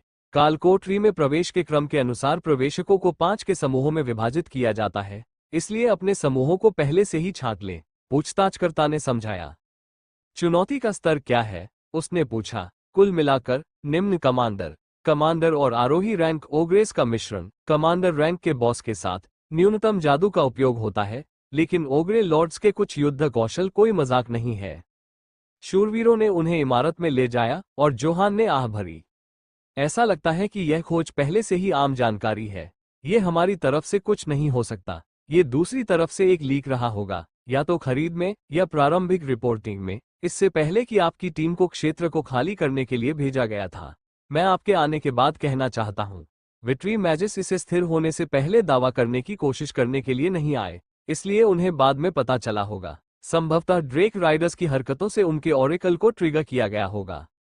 लेकिन यदि यह बात पूरे पादरी वर्ग में फैल चुकी है तो इसे खुला रहस्य माना जाना चाहिए। इसका मतलब यह है कि हमें कम से कम न्यूबॉर्न स्पेलब्लेड्स या डेमी ह्यूमंस से निपटना होगा जो पहुंच पर छूट के लिए चुनौती पेश करेंगे। मुझे लगता है कि किसी और में इतनी हिम्मत नहीं होगी। फ्रॉस्ट जायंट्स के पूर्व में स्थित मैच टावर्स को हमसे ज्यादा कुछ नहीं चाहिए, क्योंकि उनके पास अपनी खुद की प्रशिक्षण विधियां हैं, और जो वस्तुएं कालकोठरी से आती हैं, वे आमतौर पर उन जादूगरों के लिए ज्यादा काम की नहीं होती जो अपना उपकरण खुद बना सकते हैं। शाइनिंग नाइट एक दिन पहले की तुलना में काफी ज्यादा थका हुआ लग रहा था, लेकिन ये भावनात्मक थकावट थी। मैं न्यूबॉर्न के बारे में ज्यादा नहीं जानता। क्या उनके आने पर यह गड़बड़ होने की संभावना है? काल ने पूछा। ये वास्तव में दिन पर निर्भर करता है। न्यूबॉर्न एक बहुसंख्यक मानव जादुई राष्ट्र है जो महाद्वीप पर सबसे बड़ा है, लेकिन उनके पास काफी अर्धमानव आबादी है। हर प्रजाति जिसके बारे में आप सोच सकते हैं, एल्विस से लेकर मिनोटॉर और लामिया तक वहां सह अस्तित्व में है। इसलिए जब वे यहां दिखाई देते हैं तो उनकी प्रतिक्रिया काफी हद तक उनके द्वारा भेजे गए समूह के रवैये पर निर्भर करेगी। यदि वे अर्धमानव हैं तो कुछ मनुष्यों के साथ अच्छी तरह से मिलते हैं, कुछ नहीं, लेकिन वे अधिकांश भाग के लिए मानव संपर्क मानकों का सम्मान करते हैं। इसलिए एक बार चुनौती तय हो जाने के बाद निम्नलिखित समूह कुछ समय के लिए परिणाम का सम्मान करेंगे। इससे यह अत्यंत महत्वपूर्ण हो जाता है कि हम चुनौतियों में जीत हासिल करें, अन्यथा वे अपनी मर्जी से किसी को भी कालकोठरी में लड़ने के लिए भेज देंगे, और वे इसके प्रति विनम्र नहीं होंगे, जोहान ने स्पष्ट किया। एक और द्वार खुला और एक मुस्कुराती हुई मिनोटॉर महिला बिना रंगे चमड़े की पोशाक में बाहर निकली, जिस पर मोतियों का काम किया गया था। क्या तुम मेरे बारे में बात कर रहे थे? मेरे कान जल रहे हैं। तुम जरूर मेरे बारे में बात कर रहे थे, उसने घोषणा की। मजेदार बात है, ऐसा लगता है कि आपके पास सुनने का जादू सक्रिय है, अहमद ने जवाब दिया, और लगभग 3 मीटर लंबी महिला ने उसे एक चमकदार सफेद दांतेदार मुस्कान दी। नमस्ते अहमद, मुझे नहीं लगता कि आप उस शादी के प्रस्ताव पर पुनर्विचार करेंगे। मुझे पता है कि आप अभी भी सिंगल हैं, और मैं स्थिति से काफी संतुष्ट हूं। धन्यवाद मोरिसा। वो वास्तव में उस उत्तर से थोड़ी उदास दिखी। शायद उस बड़ी महिला को साफ सुथरे कैटमैन जादूगरों से लगाव था। आज हम ये कैसे कर रहे हैं? क्या आप मेरे लोगों को जाने देंगे, या हमें अपनी बात मनवाने के लिए किसी को पीटना होगा? उसने पूछा। या फिर आप सिर्फ प्रवेश शुल्क का भुगतान कर सकते हैं, अहमद ने सुझाव दिया। मिनोटॉर जोर से हंसा। मैं देख रहा हूं कि तुमने अपना सेंस ऑफ ह्यूमर नहीं खोया है। अब क्या हमें चैंपियन पर चैंपियन खेलना चाहिए, या तुम मेरे लोगों को जाने दोगे? चैंपियंस, क्या आप शर्तें चाहते हैं? यह एक युवा वयस्क प्रकार की लड़ाई है, इसलिए हम बच्चों को अनियंत्रित नहीं होने दे सकते। कोई घातक प्रहार नहीं, कोई सस्ता प्रहार नहीं, एक पर एक। समन के साथ, अहमद ने जवाब दिया। क्या मैं तुम्हें बेवकूफ लग रहा हूं? इसका जवाब मत दो। मनुष्य इतने बेवकूफ हैं कि वे यह नहीं बता सकते कि मिनोटो उनसे ज्यादा होशियार है। कोई समन नहीं, वरना तुम्हारा वो चैंपियन अपने जानवरों के साथ मेरे चैंपियन की हत्या करने की कोशिश करेगा। वो दिखने में जितनी बेवकूफ है उतनी है नहीं। लेकिन तुम उन खाली गाय जैसी आंखों से ये कैसे बता सकते हो? राय ने पूछा। मुझे लगता है कि वह वास्तव में उतनी बुद्धिमान नहीं है जितनी वो सोचती है। वो सिर्फ एक शिकार प्रजाति है, और वो सहज रूप से हमसे बचना जानती है, हॉक ने कहा। वे हमें बाहर क्यों नहीं जाने देते? हर कोई हमारा अपमान करता रहता है और मैं बाहर जाकर उन्हें काट भी नहीं सकता, रेमी ने शिकायत की।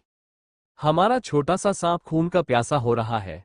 हमें आपके लिए कुछ शांतिपूर्ण पढ़ने की सामग्री ढूंढनी होगी या आपको सिस्टर रे से दूर रखना होगा। थोर ने मजाक किया जब अहमद ने अपने जवाब पर विचार किया। इससे पहले कि वो कुछ बोल पाता, मोरिसा काल की ओर मुड़ी। मैं सही कह रही हूं, है ना? मैं तुम्हारे खिलाफ चाहे किसी को भी भेजूं, तुम अपने जानवरों में से किसी एक को मार डालोगे और तुम उसे रोकोगे। घातक तरीके से नहीं। हम इस बात पर सहमत हुए थे कि कोई घातक वार नहीं किया जाएगा, काल ने सहमति जताई। अहमद ने अनिच्छा से सिर हिलाकर अपना निर्णय लिया। ठीक है, एक एक करके, कोई अतिरिक्त हमलावर नहीं, लेकिन तुम्हारे पक्ष में कोई उड़ने वाली प्रजाति नहीं है। काल ने इस तथ्य पर विचार नहीं किया था कि वे उसके विरुद्ध एक उड़ता हुआ प्रतिद्वंद्वी भेज सकते हैं जो उसकी क्षमता से अधिक दूर से आक्रमण करने का प्रयास करेगा। क्यों न हम इसे मजेदार बना दें? निहत्थ थे, केवल हाथापाई की सीमा तक। मिनोटॉर शमन ने सुझाव दिया। क्या आपको लगता है कि हम पागल हैं? जोहान हंसा। काल ने हंसते हुए कहा, वास्तव में मुझे लगता है कि वो कुछ तो कर सकती है। हम सभी ने उसके शानदार कौशल देखे हैं। शायद एक क्लासिक नॉकडाउन ड्रैग आउट ही वो चीज है जिसकी हमें जरूरत है। मुझे नहीं लगता कि आप जानते हैं कि आप क्या सुझाव दे रहे हैं, नियाल ने फुसफुसाया। नहीं, लड़के की बात सही है। इस बारे में क्या ख्याल है? उसके वजन से दुगुना से ज्यादा नहीं, ताकि मेरे चैंपियन को क्रॉच पंच से बाहर न निकाला जाए। कोई हथियार नहीं, कोई घातक वार नहीं, सिर्फ हाथापाई की सीमा, कोई उड़ान नहीं। काल ने जोहान को देखकर मुस्कुराया और नाइट ने आह भरी। ठीक है, हम शर्तें स्वीकार करते हैं। अधिपति अहमद हंसे। खैर, कम से कम काल कोई बहुत बड़ा आदमी तो नहीं है। उसका वजन सिर्फ 100 किलो है, इसलिए प्रतिद्वंद्वी कोई बहुत बड़ा नहीं होगा। मोरिसा ने जिस द्वार से प्रवेश किया था, उसमें से वापस हाथ बढ़ाया और किसी को पकड़कर आगे खींच लिया। वो कछुए जैसा दिख रहा था, अपने पिछले पैरों पर खड़ा था। उसके पैर मानव आकार के थे, लेकिन उसके पास पूरा खोल भी था और उसके सिर के ऊपर बख्तरबंद प्लेट थी। अरे, मुझे इसकी उम्मीद थी। अगर तुम हारना चाहते हो तो हमें बताओ। टोटोलन में बिना हथियार के लड़ना आसान नहीं होगा। जोहान ने आह भरी। काल ने उसके कंधे पर थपथपाया और कहा, ज्यादा चिंता मत करो, मैं मुक्का मार सकता हूं। वास्तविक पंच हाथापाई की सीमा की लड़ाई का बिंदु नहीं था, जो कि स्वाभाविक रूप से बख्तरबंद भिक्षु होने के लिए लगभग निश्चित था। उनके कौशल ने उन्हें अत्यधिक रक्षा प्रदान की, जो उनके उच्च आधार स्थायित्व द्वारा बढ़ाया गया था। फिर उनके पास निकट युद्ध के लिए लक्षित हमले के कौशल की एक विस्तृत श्रृंखला थी। लेकिन काल के पास अपना आकार बढ़ाने के लिए क्रूरता थी, फिर उसकी गति और क्षति को बढ़ाने के लिए जल्दबाजी और आतंकित करने की क्षमता थी। बोन क्रशर एक प्रभावी हाथापाई हमला कौशल था जो कवच को अनदेखा करता था, शैटर आंतरिक क्षति को बढ़ाता था, और क्रशिंग ब्लो मुट्ठी और बोन क्रशर जैसे कुंद हमलों में क्षति को बढ़ाता था। यदि कुछ भी हो तो कम से कम वो एक भिक्षु के साथ बराबरी पर था जब उसने अपनी बाधाएं खड़ी कर ली थीं। टोटोलन ने काल की ओर मुस्कुराकर देखा, उसका मुंह उसके सिर तक फैला हुआ था। मैं डोनाल्ड हूं, आपका नाम क्या होगा, मानव योद्धा? उसने पूछा। मेरा नाम काल है, डोनाल्ड, आपसे मिलकर मुझे खुशी हुई। टोटोलन हंसा। आप शायद 1 मिनट में ऐसा नहीं कहेंगे। काल ने कंधे उचका दिए। हम देखेंगे। मैं बस यही उम्मीद करता हूं कि टूटा हुआ खोल तुम्हें बहुत बुरी हालत में न छोड़ दे। जहां तक मुझे याद है, स्नैपिंग कछुओं के खोल के अंदर कंकाल नहीं होता। टोटोलन को सामान्य स्नैपिंग कछुए से तुलना किए जाने पर थोड़ा अपमानित महसूस हुआ, लेकिन उसने काल के ताने का कोई जवाब नहीं दिया। जोहान ने उन्हें अखाड़े की रिंग में ले गया और मोरिसा ने 10 शीर्ष आरोही सेनानियों को बुलाया। अगर मेरा आदमी हार जाता है तो मैं प्रथागत डबल शुल्क का भुगतान करूंगा, यदि नहीं तो देरी करने का कोई मतलब नहीं है, उसने जोर दिया। जोहान ने सिर हिलाया। मुझे ठीक लगता है। वे शुरू भी हो सकते हैं। इस लड़ाई में कुछ मिनट लग सकते हैं। काल और डोनाल्ड के बीच मुकाबला हुआ, जिसमें मिनोटो ओवरलॉर्ड रेफरी थे। लड़ाकू तैयार हो जाओ, अपनी सुरक्षा व्यवस्था तैयार करो और हम शुरू करेंगे। काल ने एक ही समय में flaming body, eternal lightning, haste, terrorize और ब्रुटेलिटी को सक्रिय किया, फिर सिर हिलाया। जब काल अपने प्रतिद्वंद्वी के बराबर आकार में आ गया तो दोनों बीस्टकिन चौंक गए, लेकिन डोनाल्ड चिंतित नहीं दिखे। टोटोलन के हाव भाव में बहुत बदलाव नहीं आया, लेकिन उसके शरीर की भाषा से पता चलता है कि उसे लगा कि आकार का विस्तार काल को लंबी पहुंच देने के लिए एक चाल थी। शुरू करना। दोनों लड़ाके एक दूसरे की ओर बढ़े, किसी ने भी बचने की कोशिश नहीं की, और 2 शक्तिशाली वार हुए। काल के बाएं कंधे पर एक वार से इटर्नल लाइटनिंग लगभग चकनाचूर हो गई, लेकिन काल की मुट्ठी टोटोलन की छाती के बीच में लगी और मोटा जानवर अपने पैरों से उठ गया और घास में पीछे की ओर फेंका गया। अपने पिछले खोल पर 5 मीटर तक फिसलने से पहले उसने अपना सिर अपने खोल के अंदर कर लिया और अपने पैरों पर पलट गया। उसके चारों ओर एक पीला सफेद अवरोध टिमटिमा रहा था। वह आगे बढ़ते समय थोड़ा अधिक सतर्क था, अपनी स्थिति बदल रहा था ताकि काल के तेज वारों से फिर से सीधे न मार सके। उसने उसे किससे मारा? मैंने कभी किसी टोटोलन को एक मौके से उसकी पीठ पर गिरते नहीं देखा, नियाल ने पूछा, जब दोनों रॉयल रैंक के लड़ाके एक दूसरे के कौशल का आकलन कर रहे थे। ओफेलिया ने कुछ सेकंड के लिए इस पर विचार किया। संभवतः बोन क्रशर उसी बफ द्वारा बढ़ाया गया है जो वह अपने जानवरों पर उपयोग करता है, क्योंकि उसने अपना आकार बढ़ाया है जैसे वह भालू के रूप में मेरे लिए करता है। आह, कवच बाईपास, ये समझ में आता है। वेरोटाइगर संभवतः उसके लिए एक बदतर मैचअप होता। मैं यही उम्मीद कर रहा था कि वह इसे चुनेगी। मिनोटोर ने उन्हें परेशान दृष्टि से देखा, क्योंकि काल ने अंतिम क्षण में लक्ष्य बदल दिया और डोनाल्ड के मुक्के का जवाब अपनी मुट्ठी से दिया, जिससे दोनों लड़ाकों में सदमे की लहर दौड़ गई। इससे पहले कि टॉटोलन लड़खड़ाते हुए पीछे हट गया, उसने अपने टूटे हुए हाथ को पकड़ लिया। ये तेजी से ठीक हो रहा था क्योंकि डोनाल्ड ने अपनी ऊर्जा घायल अंग पर केंद्रित की थी। भिक्षु वर्ग का आंतरिक उपचार पादरी मंत्र जितना अच्छा नहीं था, लेकिन ये बेस्टियल पुनर्जनन जितना ही अच्छा प्रतीत होता था। बस इसमें अधिक ऊर्जा की आवश्यकता थी। जब तक डोनाल्ड की मुट्ठी ठीक हुई, वह भारी सांस ले रहा था और काल के एक त्वरित प्रहार से उसकी मुट्ठी 1 सेकंड के लिए पूरी तरह से नष्ट हो गई। भिक्षु वर्ग का आंतरिक उपचार पादरी मंत्र जितना अच्छा नहीं था, लेकिन ये बेस्टियल पुनर्जनन जितना ही अच्छा प्रतीत होता था। बस इसमें अधिक ऊर्जा की आवश्यकता थी। जब तक डोनाल्ड की मुट्ठी ठीक हुई, वह भारी सांस ले रहा था और काल के एक त्वरित प्रहार से उसकी मुट्ठी 1 सेकंड के लिए पूरी तरह से नष्ट हो गई। लेकिन भिक्षु की गति बहुत तेज थी और वह इतने प्रहारों से बचने में सफल रहा कि काल को लड़ाई खत्म करने के लिए आगे आने से रोक दिया। उसकी सांसें सामान्य हो गईं और उसका अवरोध वापस आ गया क्योंकि डोनाल्ड ने रक्षा पर ध्यान केंद्रित किया, जबकि वह एक ऐसे अवसर की तलाश में था जो काल को जवाबी हमले के लिए अपने शरीर का बलिदान न करने दे। काल पर दोहरी बाधा के कारण इस तरह से मुक्का मारना घाटे का सौदा बन गया। काल ने रक्षा पर ध्यान केंद्रित करने की उसकी आवश्यकता का फायदा उठाया और रिंग के चारों ओर टॉटोलन का पीछा किया, तथा जब भी उनका थोड़ा सा भी संपर्क हुआ तो उन्होंने चेन लाइटनिंग से उसे चौंका दिया। अधिकांश प्रभाव अवरोध द्वारा अवरुद्ध हो रहा था, लेकिन काल देख सकता था कि डोनाल्ड की मांसपेशियां प्रत्येक प्रहार के साथ ऐंठने लगी थीं, क्योंकि उसकी सुरक्षा कमजोर हो रही थी और टॉटोलन धीरे धीरे थकने लगा था।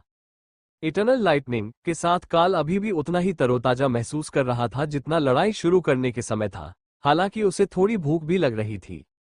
काल को एहसास ही नहीं हुआ कि कितना समय बीत चुका था जब तक कि वह अपने प्रतिद्वंद्वी के पीछे घूमकर डोनाल्ड के खोल पर कई हमले करने लगा, जिससे बोन क्रशर और शैटर को क्रशिंग ब्लो बढ़ाने के साथ उसके आंतरिक अंगों पर अपना काम करने का मौका मिल गया। तभी उसने देखा कि 10 नए उन्नत कमांडर लड़ाई खत्म होने का इंतजार कर रहे थे। आंतरिक आघात तरंगों ने डोनाल्ड को उसके खोल में पहुंचा दिया, उसके अंग अंदर की ओर खींच गए और खून बहने लगा, जबकि काल पीछे हट गया। जमीन पर 20 सेकंड तक लेटे रहने के बाद मुकाबला समाप्त हो गया और अपने शरीर में जारी कंपन के कारण काल को ये पता चल गया कि उसका प्रतिद्वंद्वी अपने अंगों को तरल होने से बचाने के लिए हर संभव प्रयास कर रहा था। मारिसा ने आह भरी और लड़ाई के अंत का संकेत दिया।